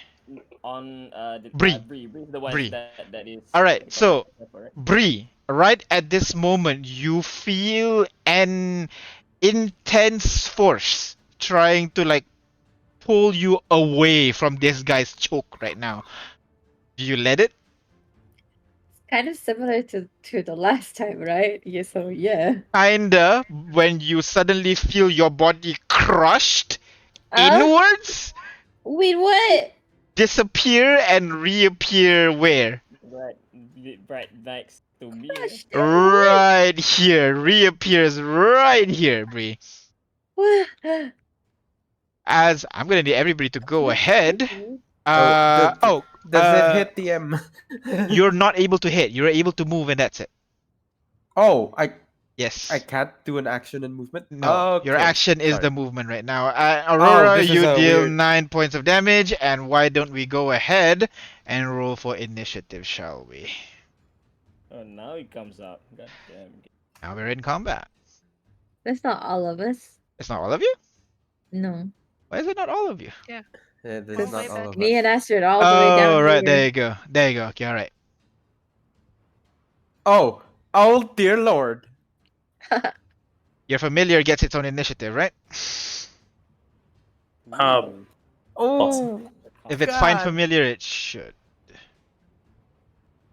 Okay. All right. Oh wow. All right. Start of the initiative then. Birdman, Alright. what do you do? Hey, the Birdman has a name, alright? All right. And it's Quoth. He'll go here I know. and distract this person. For who? Oh, alright, has to be someone. Well, Yeah, for someone, yeah. our deputy rogue, I feel like. All right. So you see what you call a bird flying across, kind of surrounding this man, and just jumps on the opposite side of this guy, allowing like a full back body for you to stab, giving you advantage on your next attack, Fontaine. Which brings us to this guy still pushing down the undead into the pit of fire. Doesn't seem to be even react to what you guys are doing. This one, you see him after being struck, turns around to Aurora. You struck the Perceptor! As he just swings at you. Perceptive? No. Yeah. Whoa. Did we just Lemon grab make an vibes enemy here. of the authority? Uh-oh. Lemon grab. Lemon grab he- vibes Oh, right yeah. here. He swings the staff at like the long stick that he has swings at you, which actually hits. You take Take a what? dice. Dude, that's That was big. Okay, yeah, there you go. No. It's not. It's not. You take 3 points of piercing damage as kind of like the sharp bits stab into you, and he swings again. Second attack. Oh. This time, after that stab, you're able to duck just in time as the staff swings past you. He raises the staff up high, slams it to the ground, and where that crossguard was, suddenly bright light begins to emerge from that crossguard, and it kind of falls down the staff, creating this banner made from light. And right at this moment, all the people around you, they stop pushing undeads. They turn their heads looking at you guys. Which brings us next on the initiative. Jack, what do you do? Well, that guy is in a prime position for what I've been wanting to do for so long. I look at this guy from the shadows, Uh-huh. and then I'm gonna Change scene. Oh, thank you. Battle map. Forgot about that. target this guy. Thank you very much, Eden. It's not coming up. Why is my rolls are not coming up? That's weird, yeah. Maybe you need to refresh. Again, if there's an issue, refresh. I've refreshed a lot. Oh, you've refreshed already? Okay. Yeah, Then we'll just do it in chat. Okay.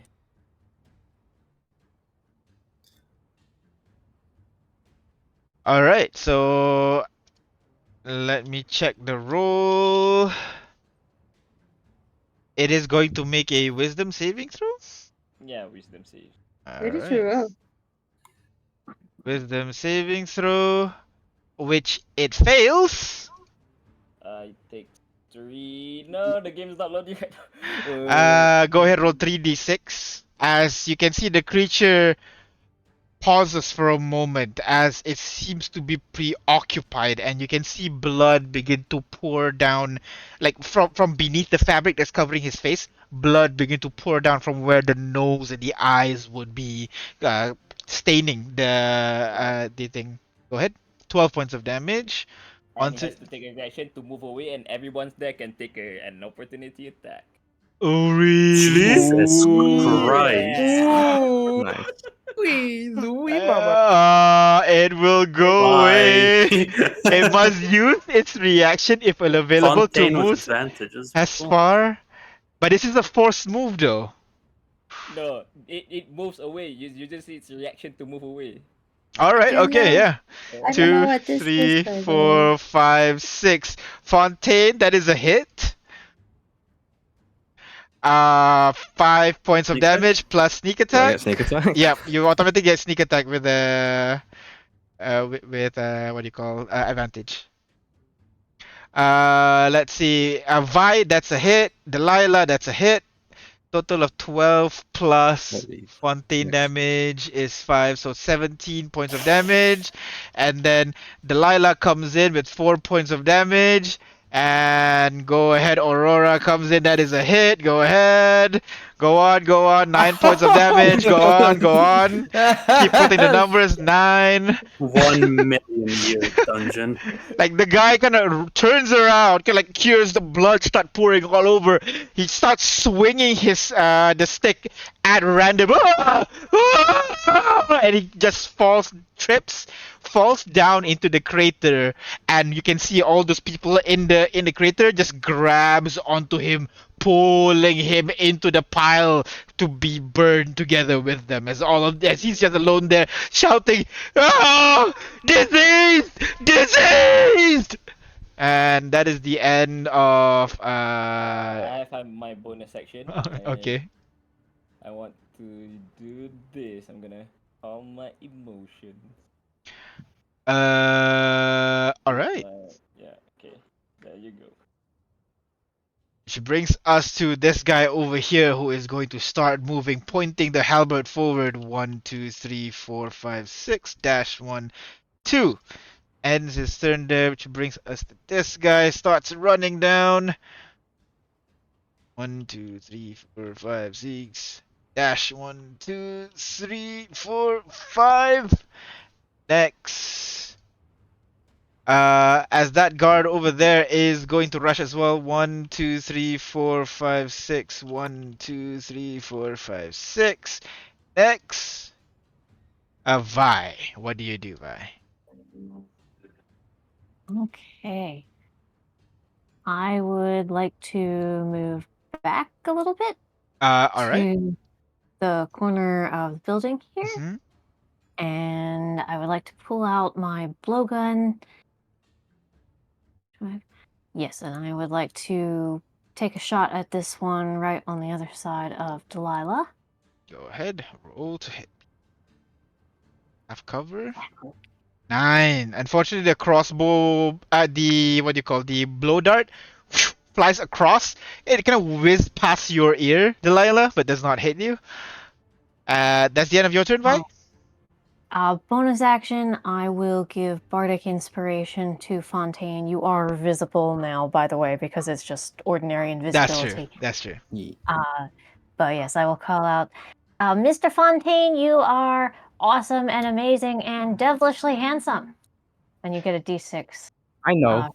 Hey, Or saving throw. callback. Brings us to another guy. This one starts swinging, and I'm gonna need Delilah to go ahead and make me athletics or acrobatics check, please. Oh, no. Okay, athletics or acrobatics? Yep.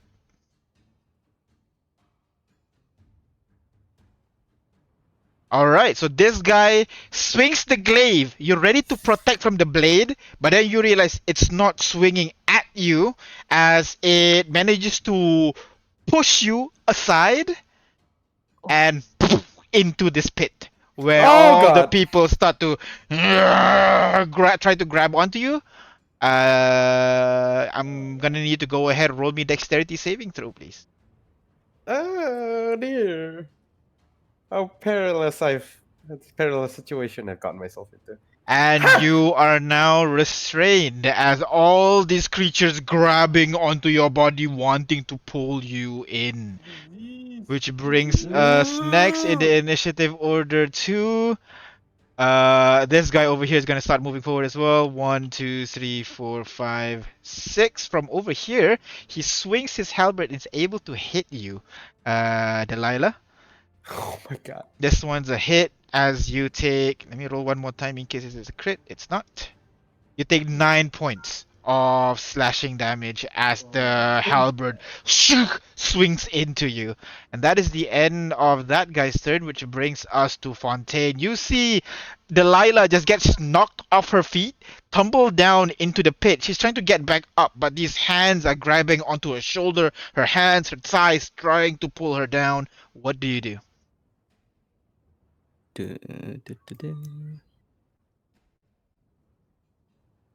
Don't know if there's anything Fontaine could do to physically help other than to attack the closest guy. That's fair. That's fair. Just go do Clear what you ass. do. Gonna walk up and stab at this one closest. All right, go ahead. I'm gonna bardic inspiration that. Bardic inspiration that. Ooh, that's good. So that's a 17 to this guy, right? This one. This one. That is a hit. Go ahead, roll for damage plus sneak attack, please. 4 plus 6. A total of 10 points of damage as you swing and stab directly into this guy's back. The armor seems to be brittle at the part that you hit. It punches through, hits inside. The guy kind of dangles by his feet for a bit before he falls down. He falls onto his knees, but he's still standing very weakly, trying to swing his halberd back at you. You have your bonus action and your movement, Fontaine. I'm gonna cunning action disengage. All right, where you want to go? And move back. I used 5. About to there. All right, which brings us to Aurora. You see Fontaine stab on one guy running away. The undead looks very weak right now, ripe for the picking. What do you do? Speaking of ripe for the picking, I killed the flag bearer guy, right? Yes, you did. What would it be to pick up his banner or standard or whatever you want to call it? It'll be action. I'll take that action. All right. It is quickly still crouch down. emitting that kind of like light banner basically from it. So you go over, Perfect. you pick up the banner. Yep. I guess it'll be on my next turn to try and figure out how to maybe disable it or something. That but, is correct. I will move 25 feet in this direction All while right. starting to let off this glow as I transform into my Starry wild form. shape. All right. Starry form, yes. I'll take the form of the archer once again, and as my bonus action, that guy that's ripe for the picking, I'll just give him a natural one. And the projectile whooshes past, unable to hit. She's waving around. Come here, come follow the leader, follow the leader. Is it considered a weapon or is it just like its own thing? This astral projectile thing? It's its own thing. Okay, alright. Alright, so that's the end of Aurora's turn, yeah? Next is Delilah. What do? You are now restrained by like undeads trying to pull you down. What do? All right. So so instead of a net, this is a more a hands grabbing. Yeah, situation? hands grabbing you, yeah. Could I don't know if the mutagen I drank helps me in a sort of way. Could I try to like get out of this? And it doesn't give me advantage. Doesn't give you advantage, but you can use Fate Point to give you advantage. That's a thing. I'll try. So is this a strength saving throw or? This will be a dex saving throw to get out. Oh, thank God. No, it'll be a strength. You're right, strength saving throw. God, come on. All right, I'll try to get myself out first. All right, go ahead. Strength saving throw. Oh my God. Yeesh. We're gonna get them back. Can I use one potentially? Yeah, go. I mean, if you're a kid, go ahead. I mean, you're restrained. You should. I mean, Yeah, this Go is. ahead. Yeah. Wait, sorry. Also, DM, Did I get hit last turn? No, you did not. You just got pushed. Oh, Oh, no, you did. You you did. Yeah, how much damage took did I take? 9 I points. didn't- 9 points. 9. That's perilous. That's I'm Very half. perilous. Yeah. So I'll use a fate point because it sucks to be here. All right, So, go ahead. Reroll that strength saving throw. Come on, roll high, please. Yeah. I distinctly remember a certain scenario where we A had nat to. 1, a 2, there has to be a 3 at least. Stop it. Hey, Ah. there you go. With a 10. Unfortunately, it's not enough to pull yourself out. You Yeah. try to pull yourself out, but the hands are like pulling you in deeper. Sorry, at the start of your turn, forgot this. You take 2 points of fire Oh. damage. Oh, yep. Ooh, That's why I'm definitely also. not This good. is not good. This is not the good. All right. That's your Um. action to try to break free. You still have your bonus action. What do you want to do? Yeah. So I don't know if I can technically do this, Uh-huh. but can I? I I can. I think I can. I may be restrained, but I still have my hands on my weapon, right?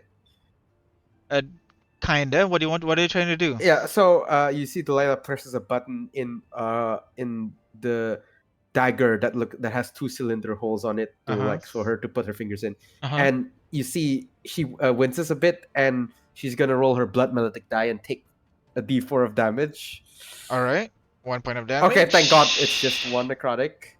Nice. And I'm now able to deal fire damage, and you see the blade erupts in fire. All right. Right, that's the end of Delilah's turn, yeah, which brings us to Astrid at the back there. You can barely see what's going on, but you can see people are scampering away from the location of the combat. What do you do? Okay, so I have feline agility, which lets me. It says when I move and turn in combat, I can double my speed until the end of my turn. That is correct. So I want to Ooh. use this to be able to catch up to everyone, so I'm not way back here. Definitely. So with that, you can move 60 foot, so you can actually get Yep. up to here. Yep. You want to let get me there? just do that. All right. Yep. You run all the way across the room, right to where Yep. this combat is, and what do you do? I will use my action to throw a javelin at the one right next to Delilah. All right, go ahead. Roll to hit for me with a strength check. Javelin attack. Right. So I roll strength check. Just throw javelin. Just roll the javelin attack. Oh, yeah. Okay. Should be strength by default. Yeah. Yeah. There you go. That one is a hit. Go ahead, roll for damage as the javelin. No, you don't have to, because it literally has one hit point remaining. As the javelin punches through through the chest, you kill it twice over as it falls down to the ground onto its knees and falls down to the floor. And that is And the I don't. yeah. I don't have any bonus actions or anything. You can rage, which you have not yet. Let's see how many are there. Yeah, let's go ahead, even though I already got the rage symbol on there. All right. Astrid rages out, and that's the end of Astrid's turn, which brings us to this guy over here. Is gonna go around 1, 2, 3, 4, 5, 6. 1, 2, 3, 4, and ends his turn there, which brings us to Bree. What do you do, Bree? Suddenly being pushed back. Did it really felt like I was crushed inward? Yeah, it didn't. It didn't feel painful, but you feel kind of like the force coming from all over, pushed Not comfortable. inwards, Oh, and then zoop, you disappear. You reappear here.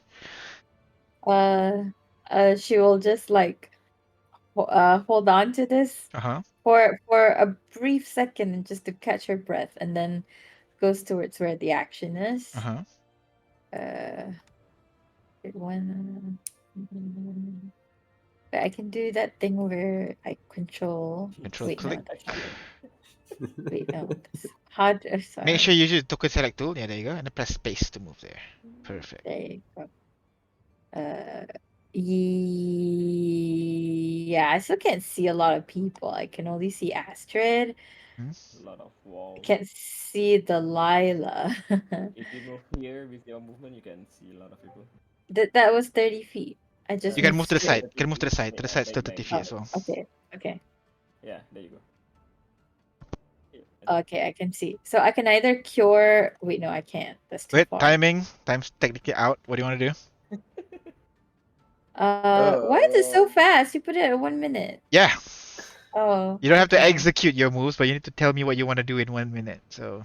Because I thought I could get closer to Delilah to heal, but I So, can't. okay. So instead, I will. No, Bless is even worse. Bless is 30 feet. Shit. 5, Dash, get in. 4. Then I'll Damn. just do Toll the Dead. Can I reach that one? 150. I cannot. It's 60 feet. Yeah. Move in. I'll I'm running uh, out. Action yeah, I'll dash. move in. I'll Alright. dash. Go ahead. 2, 3, 4, 5. All Okay. right. So top of the Moving round. You want to Okay. discuss or shall we continue? The boss is dead. Yeah, it's just the Goonies. I was gonna say, I think we just try to take down all the goons and then see what happens. Although if the people in the graves start attacking us en masse, then we run. Oh yes, definitely. Hmm. Get me out of here is the priority. Please. I can get you out of there. Don't worry. Okay. All right. Which brings us next in the initiative order. Quoth. Can Quoth help Delilah Yes. to like get out?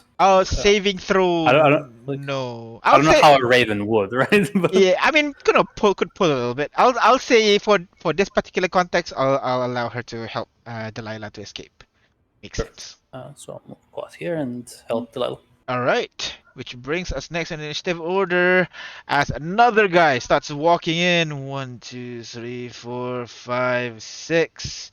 1, 2 ends his turn there. Jack, what do you do? I'm gonna take a few steps forward. All right. To the feet, right? Okay. Hi everybody. First of all, bonus section. I'm gonna look at. Who's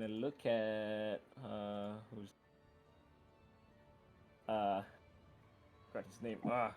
Huh? Delilah. Yeah. Delilah. Okay.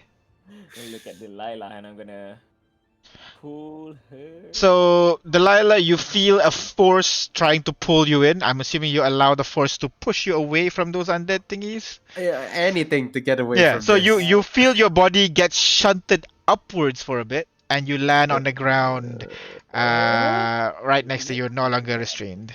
There you go. Okay. So that's my bonus section, and as my action, I'm gonna produce fireball at this guy. All right, and Jack produces a bolt of flame on his hand. That is a hit. Go ahead, roll for damage, please. 2 points of fire damage as this guy slowly burns. The body kind of starts engulfed in fire, but doesn't seem to react much as it continues to march forward, try to swing. This one is going to swing its halberd at what do you call it? At Astrid. Tries to swing at Astrid. However, Astrid with no, sorry, it does hit Astrid, but Astrid kind of like you feel like like a mosquito kind of bite you for a moment. You look around, see what's up. You see a halberd inside your abs, but it does not puncture through. Wow. Which brings us Damn. next. This guy is going to move forward and swing at Fontaine. This guy raises his halberd, swings at you. That is a hit as Fontaine. You take 17 points of damage as this halberd hits you on the shoulder, and you realize it's so much force, and it pushes you into the wall for a moment. That is the end of this guy's turn, which brings us to this guy. Is going to move forward 1, 2, 3, and do the same thing as the halberd swings in your direction, Oh my Fontaine. god.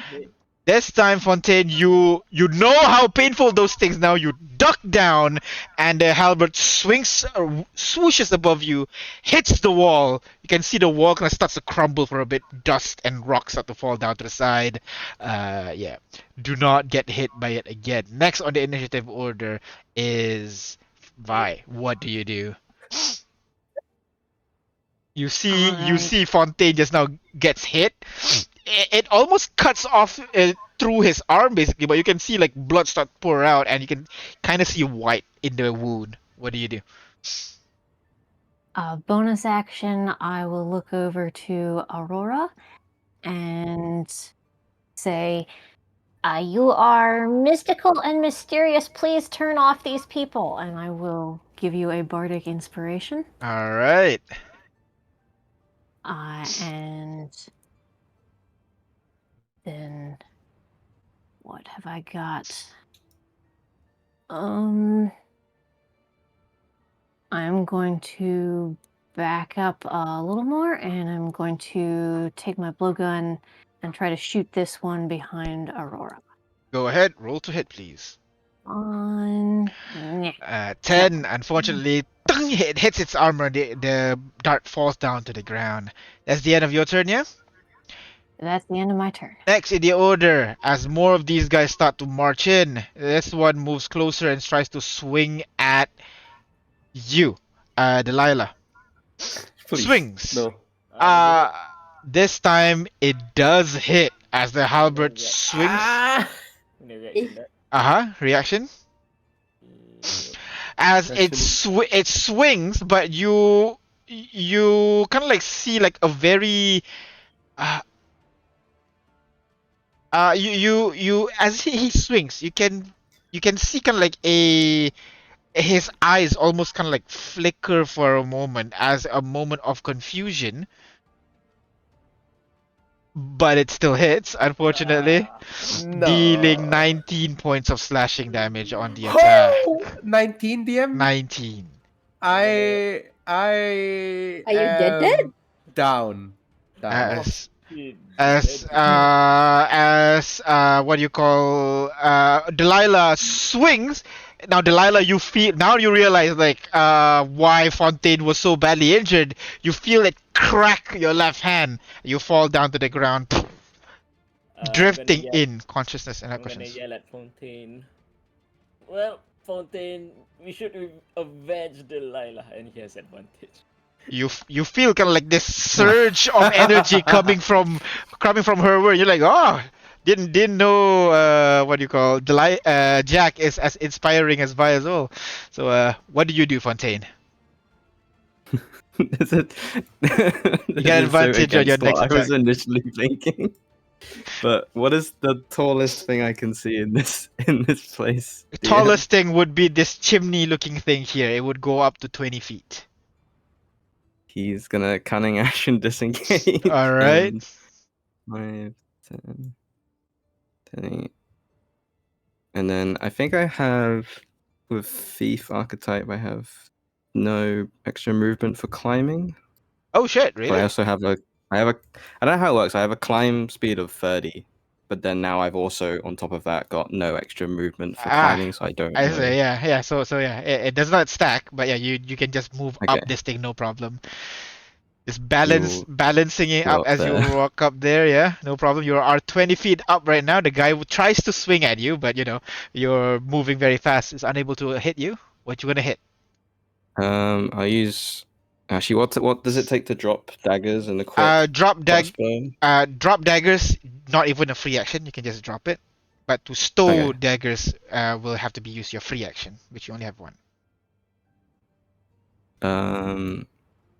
I think he'll just drop them like Alright. before he climbed up. Yep. And then equip his crossbow, and if he can, shoot the nearest. Definitely. Go ahead. Guy. Roll to hit, please. Advantage. With advantage with sneak attack as well. How high up am I to 20 them? feet. Unfortunately, you don't get that +1. No bonus. Okay. Ah. That is. Advantage? Oh, God. That Damn. 18. You try to shoot. You feel that kind of like energy pushing your bolt faster, but you're unused to that sudden surge of energy, and the crossbow bolt sticks into the ground, missing it. That is the end of Fontaine's turn, which brings us to Aurora. You have a mystical bow on one hand and a banner on the other. What do you do? Damn. She's gonna run 5, 10, 15. Here. This guy has his halberd, right? Yep. Yeah, so as he swings at her as she leaves the range, he will dematerialize and rematerialize here as I cast Misty Step. Oh shit, okay. And use the opportunity while I'm out here to try and figure out how this staff spear thing works. Go ahead, roll me Arcana check, please. Okay. Fellas, I have a +0 token. You have bardic inspiration. I have bardic inspiration, which I will now use. 10. 10. You still have fated, just saying. Oh, we do. I will use it. Why would if you be good at dealing with magic item, Aurora? Well, just so happens I'm a magic woman myself. Fair enough. Go ahead. I'm a magic Or And I Arcana was check. right. That's not better. So 10. All right, 10. So with the 10, there's not much you can glean. It seems to be displaying. It seems to be a magical item that displays this banner. Perhaps if you strike it on the ground again, it'll do something. Might as well. So Yeah, I'll try and strike it on the ground and All right. yell, "That's enough!" ding, you do so, and you see all the people wielding the halberd stop. Oh. They turn around, go back to the fire pits, and continue what they're doing and just try to push the people down. I can't believe that worked. Healing word on Delilah. She's- That's my turn. Yep, and that is the end of combat. Oh, Healing word on Delilah. Go ahead. Roll for healing. Yeah, that's ooh, Max. Max. All these guys Nice. return back to their position. Going, just again continue to push those things in the fire pit, push back into the pit. You can see the guy in the fire being pulled in, like now completely engulfed by all the other undeads in the area, but still on fire. And now these guys are pushing those guys, down the whole time. So, what do you guys do The now? The guys people, in the fire, the undeads that are in the fire pit, they don't die. They don't seem to die. Ooh. are they consumed by the flames at all? Oh Do the yeah, it flames- is. It is definitely burning them for sure. But like the fire's like at the center. There's some edge at the pit. When they climb out, the fire gonna slowly gets put out, and then when the soldier comes by, push them back in again, and they start to take the damage again. Ah, I mean, these undeads doesn't seem to die. Let's just leave the soldier to do their job. At least they're containing the undead.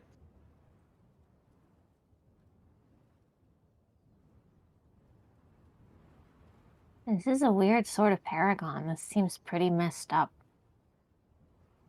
What it is. The general, the fancy looking guy that we killed, Preceptor. Preceptor or something, right? Does he have anything fancy on his body?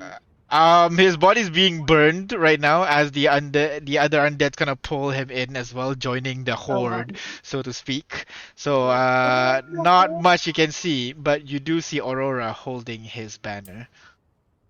Banner. Well, the banner does he have right a- now does not show anything at the moment. Okay, but I mean, does he has any bag on his burning body or anything that I can take? Looking on his body. No, he does not seem to have any bag. He has the clothes on his back.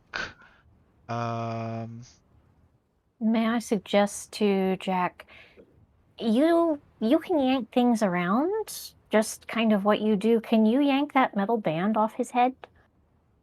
Metal band. There's a metal band on of his head. Yes. Can I grab that thing? You grab onto that thing, Yeah. but it pull seems like stuck on his head.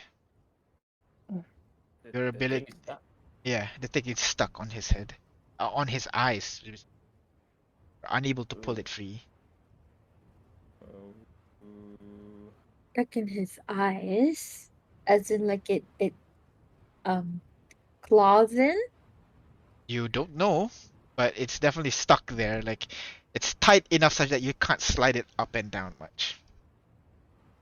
What if we break his skull? Okay. I Jesus. look over at Then Bree. you're gonna have to break it from Whoa. range. I cannot go down there. Not strong Bree. enough. From a distance? Does your god give you a way to do that? I don't know. I mean, if you have one of those things that sorry, no, Bree wouldn't know that. Um,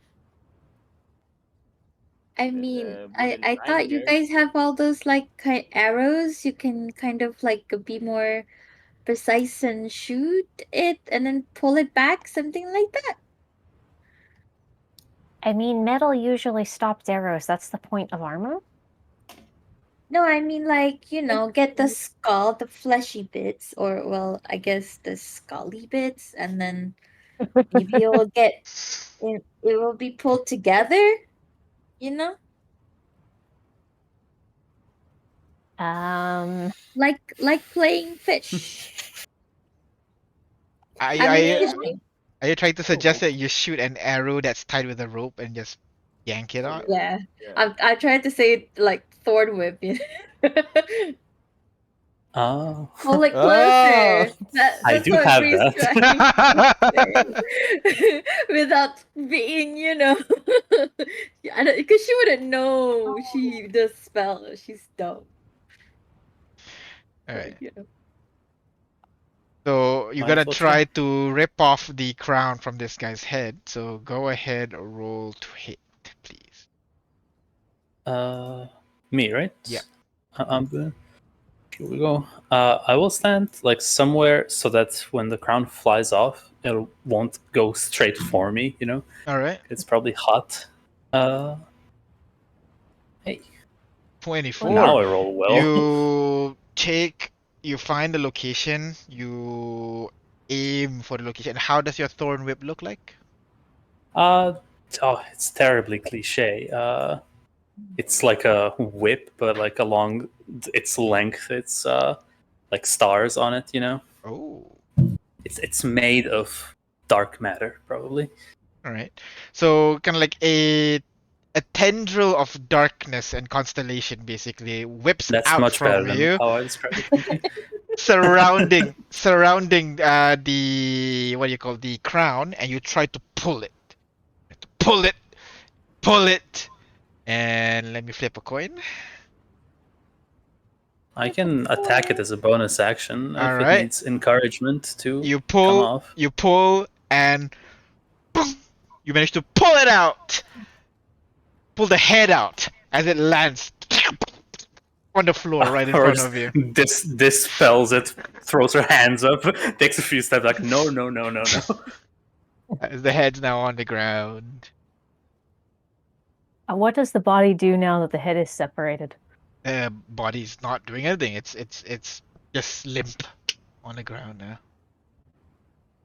That's How somewhat about the head? reassuring. Well, there you go, Astrid. Now crush that skull! Yes. Astrid walks over and just Oh smash the god. skull. Oh my god, what are Like we a cockroach. doing here? You pull out the crown. You pull out the ring, the crown, and yes, it is a crown, and it has kind of like studs on it, like all around this. Sorry, it's not a crown. It's a circlet. I think is a better word. A circlet, with studs all around its side, and on the opposite side of the stud, on the outside, which is the studs on the outside of the crown. On the inside is just inch-long spikes all around. Ooh. Ow! Not comfortable. Why would anyone wear I this? don't think you want to wear this, Could- bye. Could I try to discern with its origin, or it's like a design or anything? Go ahead, history check for me. Is this undead, fiend, or fey related? No.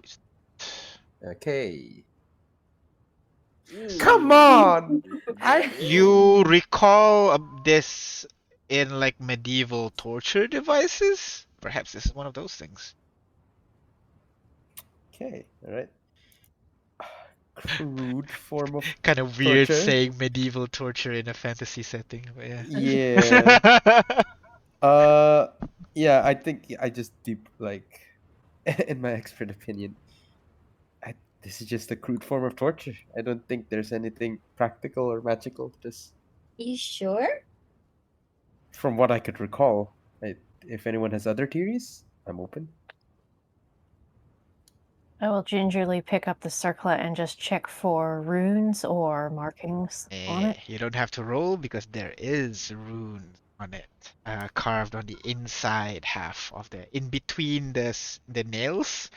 There are runes being carved on it. Can I read them or do I recognize them? Arcana check for me, please. Okay. Guidance. Go ahead. Oh, thank you. Oh! Every time I guidance you, you're on Wow. Guidance You know anyway. what? Make I that think Vibe took 26. all the All good rolls, right, man. 26. There's always one player who You takes all the roles. you look at the symbols. It has fuck. It has symbols that matches divination. Magic, which kind of tells you it's about seeing.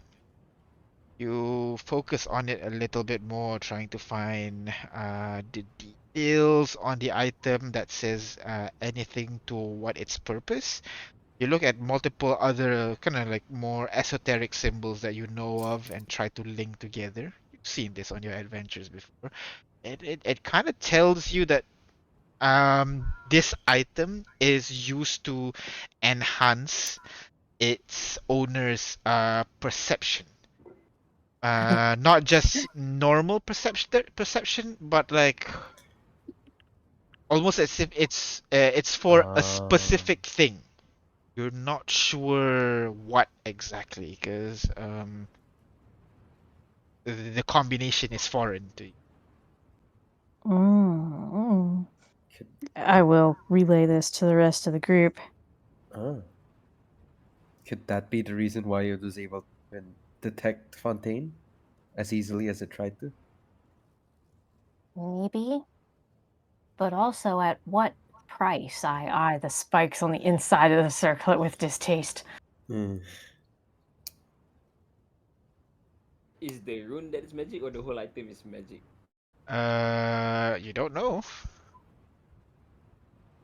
No So one it's have on detect magic. it's on the spikes, right? The runes, not The runes are on in the. between the spikes.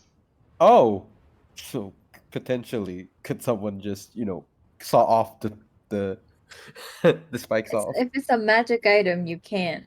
Oh yeah, you're right. For one. But if the runes that are magical, not the item itself, then Do you even have to wear it? Can you Hold it. just don't have know. it on your belt? Does no one have identifier? I don't know why. Did you percept anything that is out of the ordinary? I mean, just the runes. Maybe if you give me some time to sit down with it, but maybe not here. I look at the pits full of burning people being shoved back by other people. Like, maybe could we get out, Wait, a little farther away from this and see what we can do with it? And over the table, no, sorry, I didn't take identify. Not yet. Before we continue, wait, I want to ask Aurora. You still have the banner with you, yes? She nudges the banner on her shoulder. Yep. Could you try asking those people with the pole arms what their purpose is? I could try. I mean, wouldn't hurt. Yeah, okay. It's gonna take the banner and very comedically, very performatively march up to one of the soldiers, stand in front of him, and then salute him.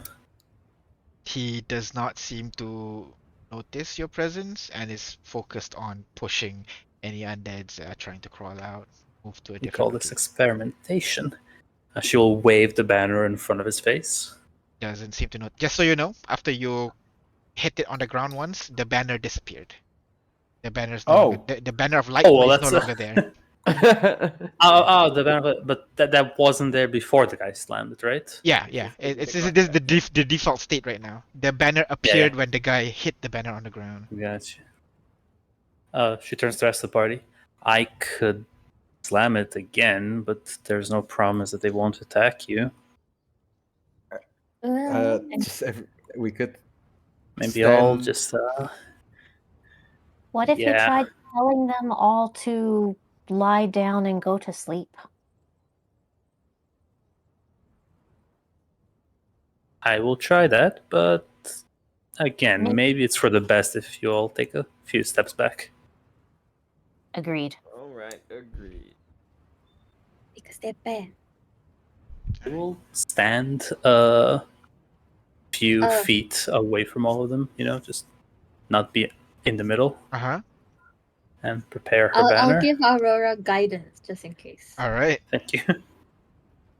And she will hit it like she's seen Uh-huh. and say, "Sleep."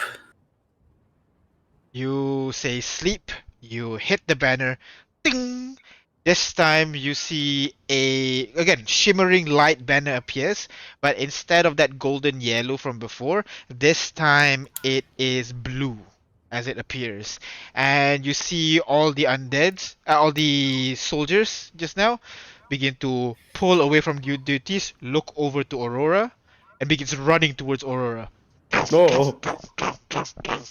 Uh, Do it again, Aurora! gonna ready an action to do it again. Did they look like they're about to attack me, or? They're not in a attack. They're not in a charge position. They're running towards you. Their halberds on their shoulder, running as fast as they can. They get to within 5 feet of you, Aurora, and then Huh? points outwards, ready to attack anything that's coming for you. Whoa. Whoa. Oh, that's so cool. She's gonna look at it with malice in her eyes. Oh god. Perfect. Oh my god, this is Lean wait, but towards one of the soldiers. what is the condition of the undead that's on the pits then at the moment? They are slowly trying to crawl out. Ah, I see.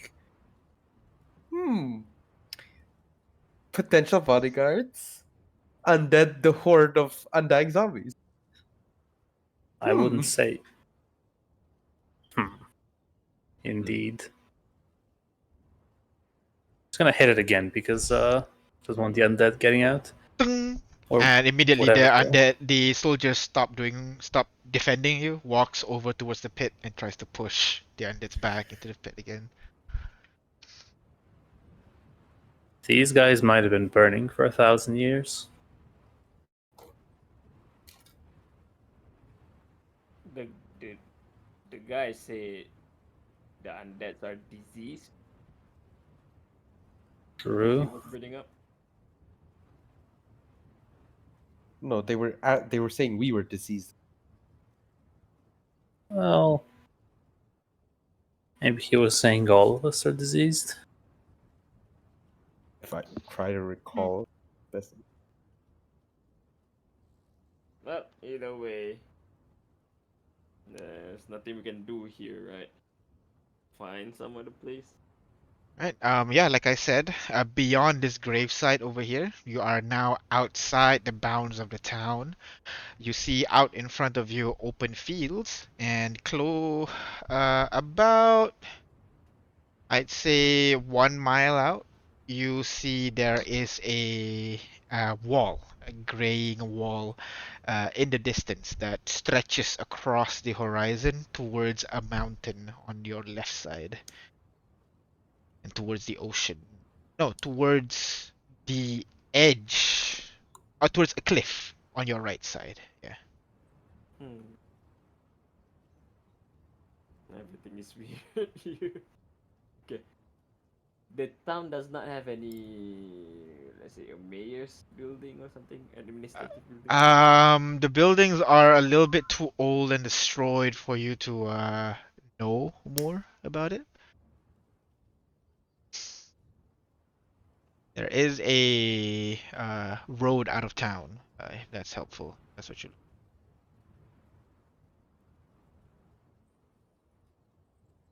Yeah. You can go ahead and roll perception. See if you wanna see anything of interest in the vicinity. Guidance. And Yeah, I would also like to assist if I can on the looking for Guidance is things. a D6, right? guidance is a Guidance. D4. Yeah. Assistance gives you advantage. The D6 is a Is someone helping? Vi is helping. Okay, so I'll roll again then. Perception. Is it 4?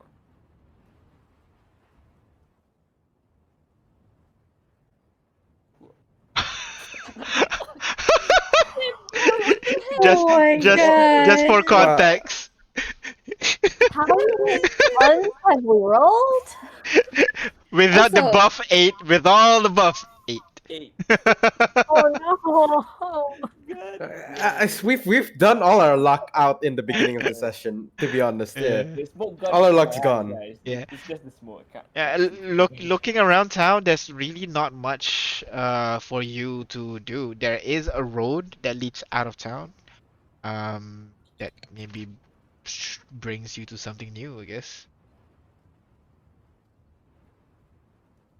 New is good. New is great, right? Yeah, well, I can't think of anything we can usefully do here right now, so I guess keep moving unless someone else has an idea. Maybe we should get a better lay of the land. Try to find higher ground, at least from here. That's a good idea. Well, there's a mountain to the left side. You can get there. How big are we talking when we say mountain? Go ahead, intelligence check for me. Just in check. Yeah. 80. There you go. Kind of guesstimate from where you are. I recall the high side, the very high peak, could be about 5,000 feet up. Oh. I mean, like we don't need to be that high, but a But yeah, higher point would be nice. that's the highest point that you can see right now. From the peak. Okay. Yeah. All right. Other than that, if you're looking for something more approachable, literally the chimney that Fontaine was standing on just now is the highest point. Because right in front of you is just rolling hills. I wouldn't say rolling because the plants are not growing well. It's kind of mostly weeds and like very short grass patches here and there. Things are not growing well. Right. So far the layout of the buildings that were like in ruins before we get to this graveyard, it was just the town there that's decrepit and old, right? Sorry? So on our path to this area, to this Uh-huh. gravesite, it was just several buildings that we've already couldn't discern its purpose or whatnot. No, no. Some are larger, some are smaller, but all in all, they just seem to be like foundations for you. You can't get much. All right. I mean, wouldn't hurt to try. Fontaine, since you can easily get up there, like search maybe whatever's close to us. Maybe like a survey of the town from high above. Fontaine will nod and go back up the chimney Yeah. for the third time. Go ahead. Perception check with advantage, because height. Okay, cool. What is happening? God. Just so you know, you have fate points. Just say. But it's not. I don't know how much more I could see at like what 20 feet higher. Yeah, 20 feet higher. Yes. Yeah. Again, not much. There's like some little tiny buildings in the distance here and there, but they're not as dense as the location you are in right now. I don't see much. Well, We could- onwards then. Yeah, I'm looking at Delilah and Fontaine, and I believe you two are injured, should find a place to short rest, right? That would be sufficient. Right. So you make your way away from the town, away from these undead that are shoving, away from the soldiers that are shoving undeads into the pits, and you continue making your way across this graveyard, this burning graveyard, and to the other side. As you cross the graveyard, you notice something that you didn't notice before because you guys are a little bit in the high ground. It kind of covers, sorry, in the end of the hill is a little bit of a top, the crest of a hill, so you didn't see on the other side where you see a, not sure how to describe it because you see what is, you see a man, but not humanoid, more like a statue, effigy maybe. What you see is a stone slab on the ground. Like it's roughly made, less of a crafted, more just people grab a big stone, place it on the ground. On top of it, you see a effigy of a man. Because I say effigy because it's not a statue made from stone. It's made from bones, leather, and skin, maybe, of a man sitting cross-legged, draped in on with a rotting scarf, red rotting scarf. The color is kind of paled up, but you can still make it out that it's red. Uh, in between his legs, you see there is a bowl, and this man has 3 pairs of arms. One pair is holding onto that bowl in between his leg. The other pair is holding a staff, pointing the staff in the direction of one portion of the wall.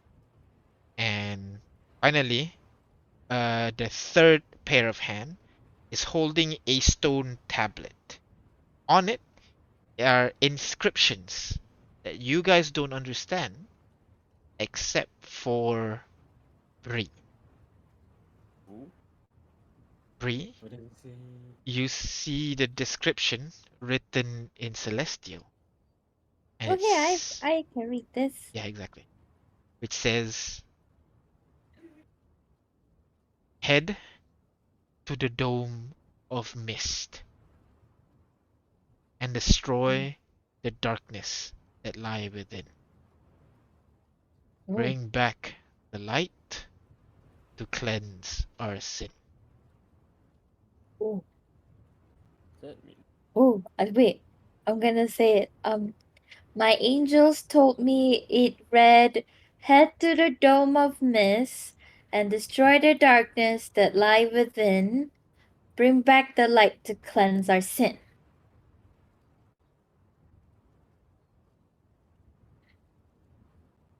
I look around. Do I see a dome of mist? Looking around, trying to see what this guy is pointing out. Go ahead, roll perception again, please. Oh my god. Third time's the charm? Could I help Sure. Jack? Yeah, I have it. Oh, there you go. 19. There you I, go. I think it's Yes. the guidance that's the problem. Wow. This time not guidance and it rolled well. Jack, you seen all this before. You don't see anything different. But you can focus on where the staff that this guy is holding is pointing at. Align yourself a little bit and you realize the wall, it's not, uniform. Of course, there are like towers and everything in between, but on one portion of the wall, there seem to be some kind of a, you assume some kind of like gate to pass through the wall or something. You do realize the gate itself, which you thought was a wall before, is actually covered in mist. So the archway is kind of like covered in mist, so you can't see the other side, which made you mistake the entire thing for just be a wall that without any doors. Look over there. Looks like a dome of mist to me. point towards the spot that I noticed. It's very hard for you guys to see what he's talking about, but Aurora, you are able to notice that what he's pointing at. Like, oh yeah, you realize that the wall is not just a uniform wall. There are actually where Jack is pointing, there is actually an archway, but it's covered by that mist, similar color to the wall, which made you miss it before. Oh, might Maybe this be an illusion. statue is talking about that mist over there. Well, that would make sense. Can I look at the bowl that the effigy is holding? Is there anything in it or written on it? In it is empty. There is a thin layer of dust on it, but otherwise it is empty. Can I just put in a ration inside? You put in a ration inside. Yeah, you running out of food.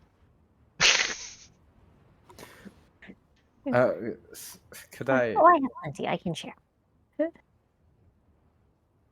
Yes, Delilah? I was going to ask Bree just because I'm out of curiosity. So are you when you said your angels told you, did they actually speak to you, or are you just recalling that you can read the text? That's how I can read the text. They tell me what it is. I Huh. just, yeah. They're actually my parents. Wait, what? Ah, Yeah, my parents died and they become my angels. that's very kind of them to be helping you I pass their know. expiration. Hey, people don't expire. Don't say things like that. Well, just because you expire doesn't mean you're bad or gone. Mm, You have expired food. And you could say they passed away. okay, if it's comfortable for you, um, still, well, sorry for their passing. No, no worries. It's like I could barely walk. I don't. I mean, yeah. But I mean, they're here now. They've been with me for like 10 years, I guess. I think we carry the two. Yeah, 10 years. Okay. So is that common in your family? Like, did your parents have your grandparents as angels? Or do you have your Uh, grandparents as extra angels? I don't think so. My grandma was human. My parents are human. I'm human? Okay, I mean, it's just something interesting. I haven't heard about that before. I guess so. Yeah, I guess my grandma's always told me I'm special. I just I don't see what's so different about it. Grandma's just kind of like, y- uh, um, what's the word? Coddle you, you know? So I thought that was just it. Do you guys not have angels too? And no, when my grandma passed away, we buried her and we go to the cemetery, once a month or so and put out flowers and talk to the grave and tell her how things are going. My grandma's still alive. Okay, good. Yeah, my parents are not though. I'm sorry for your loss. Do you know her well? I mean, she was old. It was expected. I think I should be Mm. telling you sorry for your loss. That seems to be more unexpected. Well, I guess. I mean, they're with me now. They come when they want to. Sometimes they just whisper. Sometimes they show up in my dreams. Sometimes they're just like, "Hello, Bree. How are you today?" Yeah, I can't really control when I see them. But sometimes when I see like that weird text, I'll hear their voices. That's how I can read them. I think I'll drift away and whisper to Jack, have you ever heard? Like, is that a normal human thing?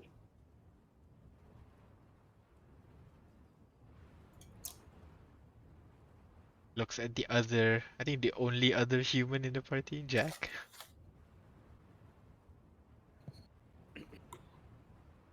Yeah, yeah. Why whisper to Jack? Is Jack there or is Jack asleep?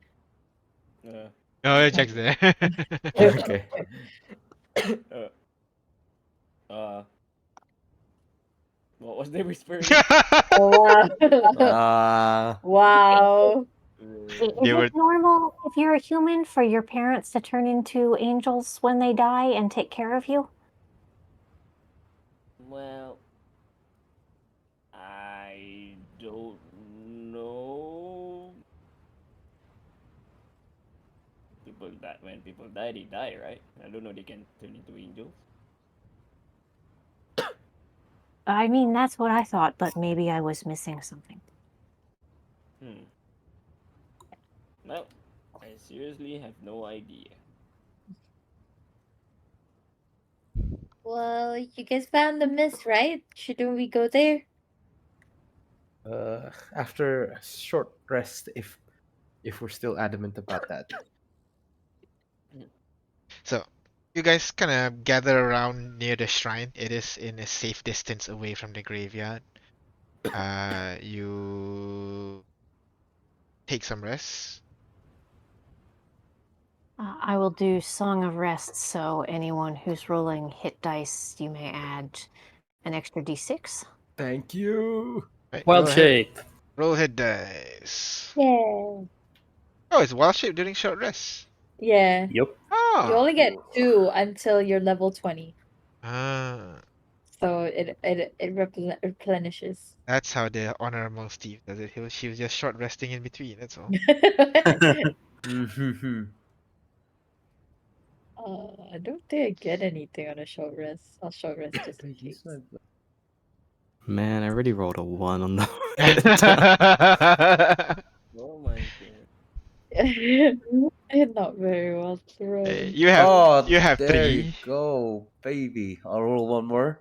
Fontaine, you should change your Oh dice yeah, I roll can. or Alright, something. hell yeah. Put that dice into the dice freezer. That's you. uh, Alright, I'm back at it, baby. Nice. Welcome back. Alright. And already, Delilah is just gonna get her blood boiling, and let's roll a d4. Oh, This lasts immediately?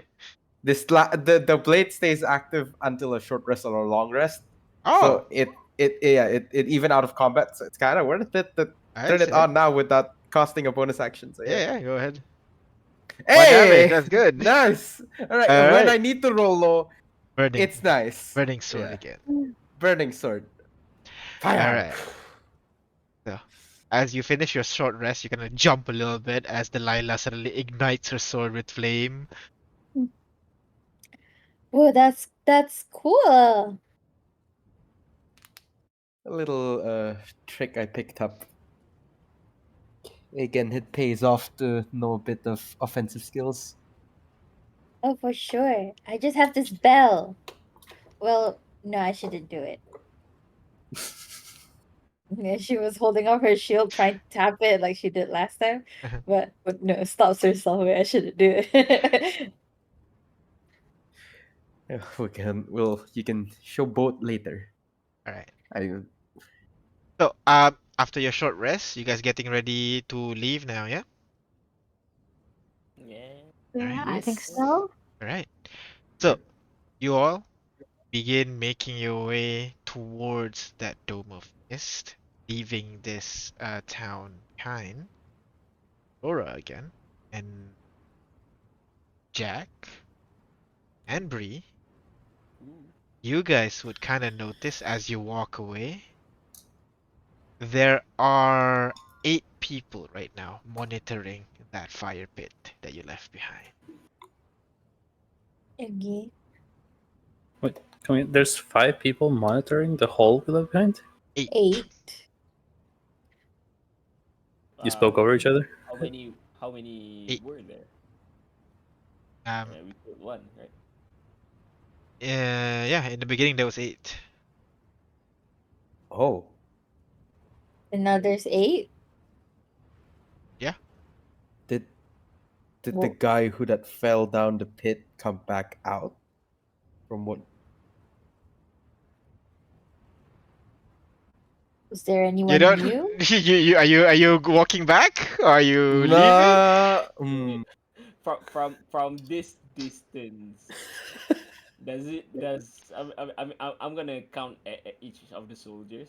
Is everybody wearing the same clothes or Perception check now. It's a little bit far now, so you have to roll for it. I'll help. I will guidance. D4 I will watch. All right, 14.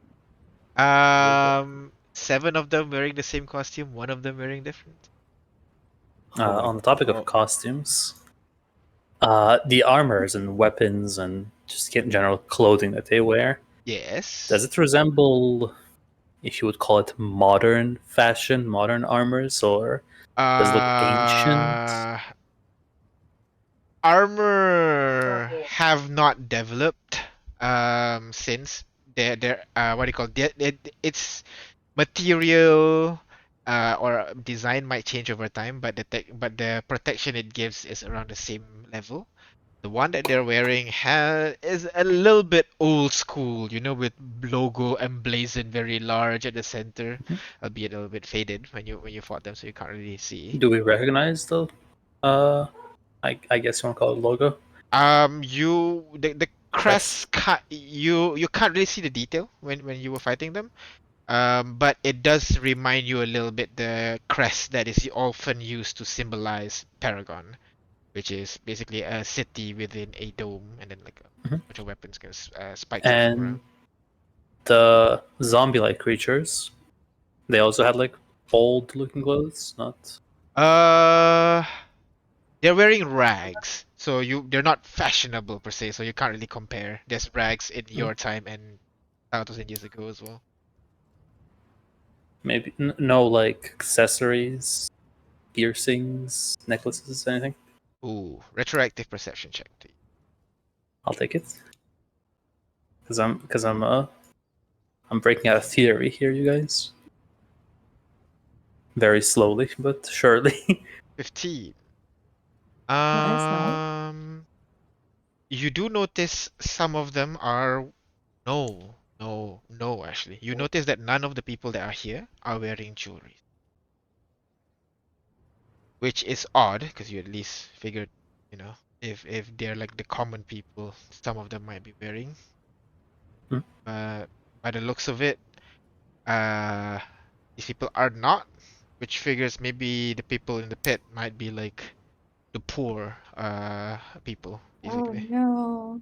Classism in an ancient era. How could it? It's never happened before. All right. Interesting. And sorry for retroactively doing like 50 things. Aurora will ask Vi, hey, can I examine those red rocks you found? For sure. I will dig in my pouch and pull out 3 of them and drop them in Aurora's hand. Does any of the glyphs or symbols resemble any languages that Aurora knows?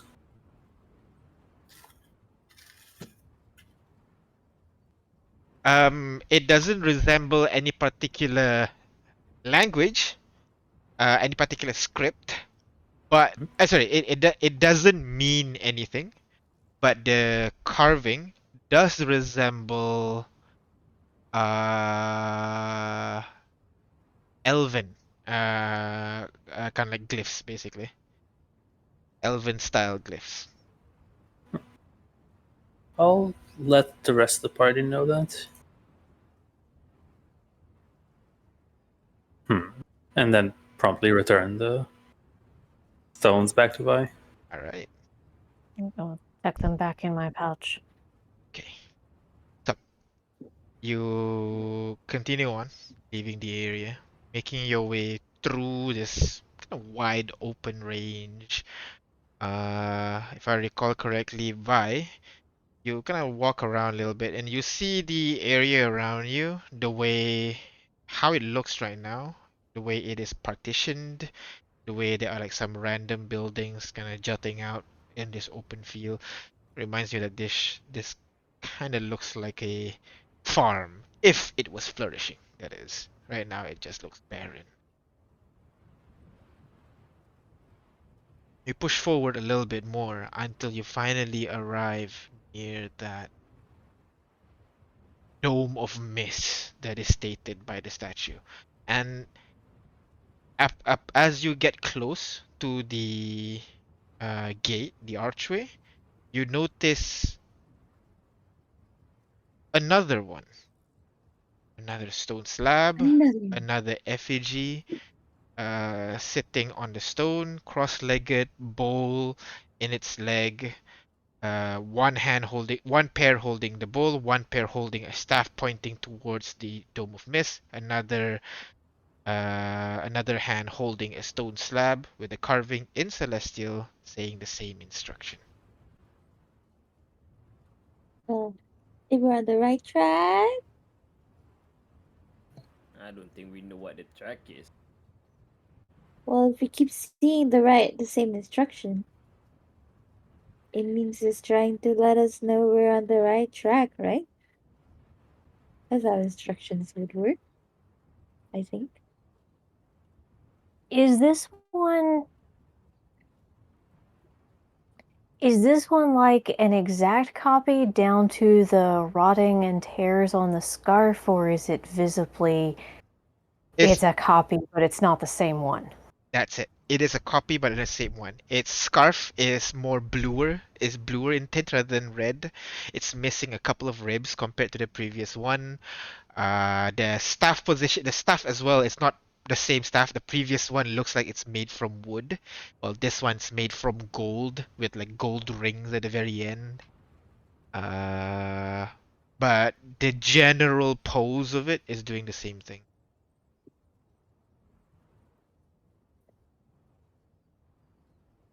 Very odd. And on a whim, I will take out one of my little red stone chips with the symbol, and I will leave it in the bowl of this second statue. All right. You place it on the bowl. It rings a little bit as it lands in there, but no reaction from the statue. I will shrug to the others and stick my hands in my pockets and walk back.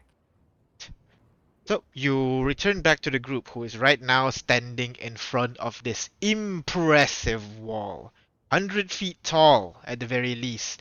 The battlements is a little bit destroyed. There are some crumbling parts here and there, but for the most part, it is standing. And then the structure that you're standing on, the gate, is even more so. There is kind of like elaborate decoration made for the walls are depicted with like a giant statue of a knight.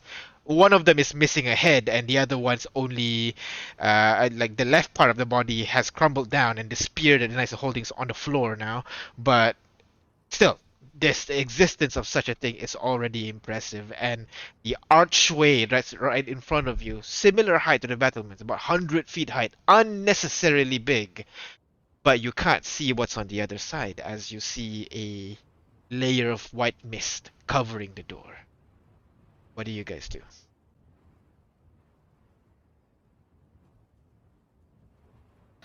Would Oh, I know boy. anything about this? Uh, Go ahead, history check with advantage as you scroll through the book. Pages gotta load. Can I guidance Astrid?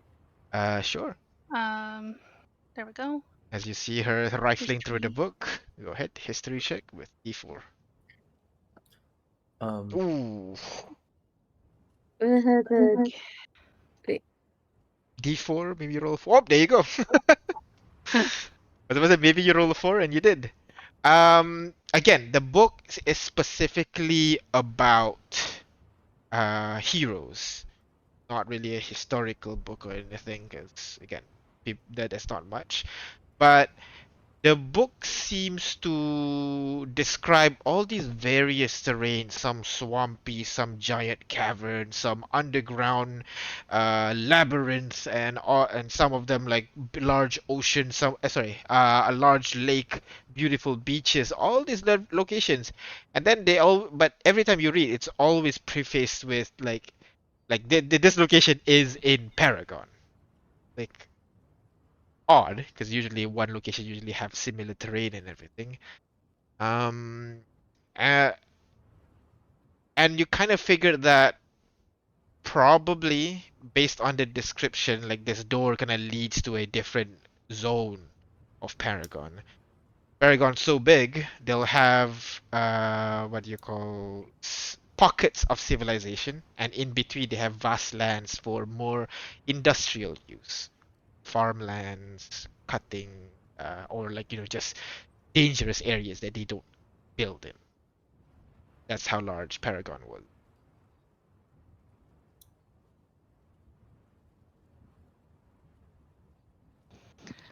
Hmm. Sorry, was the book that Astrid holding something that she has been carrying or something that we just found? Oh, Oh, it's mine. yeah. She pulls out from her bag, rifles through it, kind of talks to himself for a bit, and puts it back there into her bag. That's a pretty cool book. It's nothing. It's just just a book. Does Astrid look like she doesn't want to talk about it, or is she just sheepish? I mean, I most people don't think I know how to read, so I'd rather just keep the book to myself, thanks. It's my book. Okay. Guys, standing in front of this giant gate, looking at each other again, Vi just returned to you after interacting with the effigy once more. What do you guys do?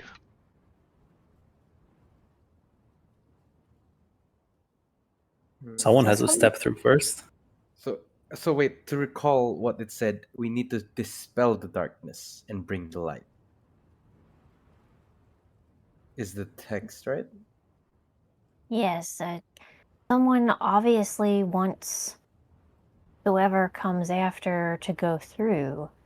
So they had enough time to set up some guidance for the people they thought would come, but they didn't have enough time or the ability to do anything themselves. Is there anything we want to do before walking through?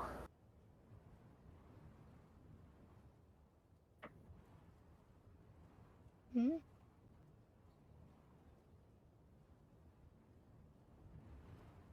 I guess Well, not. No I prep, don't no know. prep work for me. We could just go in. We don't know what we're gonna find. So the best way is to just go in and figure it out. We're adventurers. Yeah? Mm-hmm. Yeah. All right. All right. So all of you begin walking through the mist together, yeah? Yeah. All right. So, one by one, you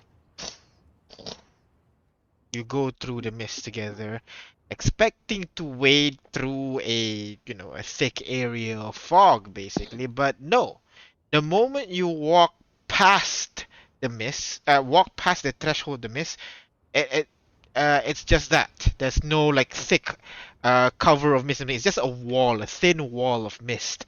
And as you pass through it, you arrive at a long corridor. Not long, maybe about 60 feet across to the other side. And you can see that there are on the left and right side there are like battlements of how when there's a wall, people inside the wall can defend from attackers that are coming through. But that's not what caught your attention, because right at the center of the room you see this Oh, that's massive sick. like hulking creature made from bones and flesh and bones and bones and bones, as this giant golem made from bones starts to come to life and land both of its hands in front of you as two more emerge from the side, getting ready to engage. The long range people getting ready to step back to make some distance, and as you hit the mist, it kind of stops you. You're unable to move back, realizing that you are stuck here for now. And that is where we're gonna end our session today. So, Oh my god. thank you very much for playing, guys. Gonna stop here for now, and we'll see you guys next week. Oh, tomorrow we still have Arc of the 12 while the players are panicking here. We're gonna end it for now, and we'll see you guys tomorrow. Bye bye. Wait, What is this Janet, place? that No, was- again. whose bright idea is it that Paragon is a good place to be? Everyone!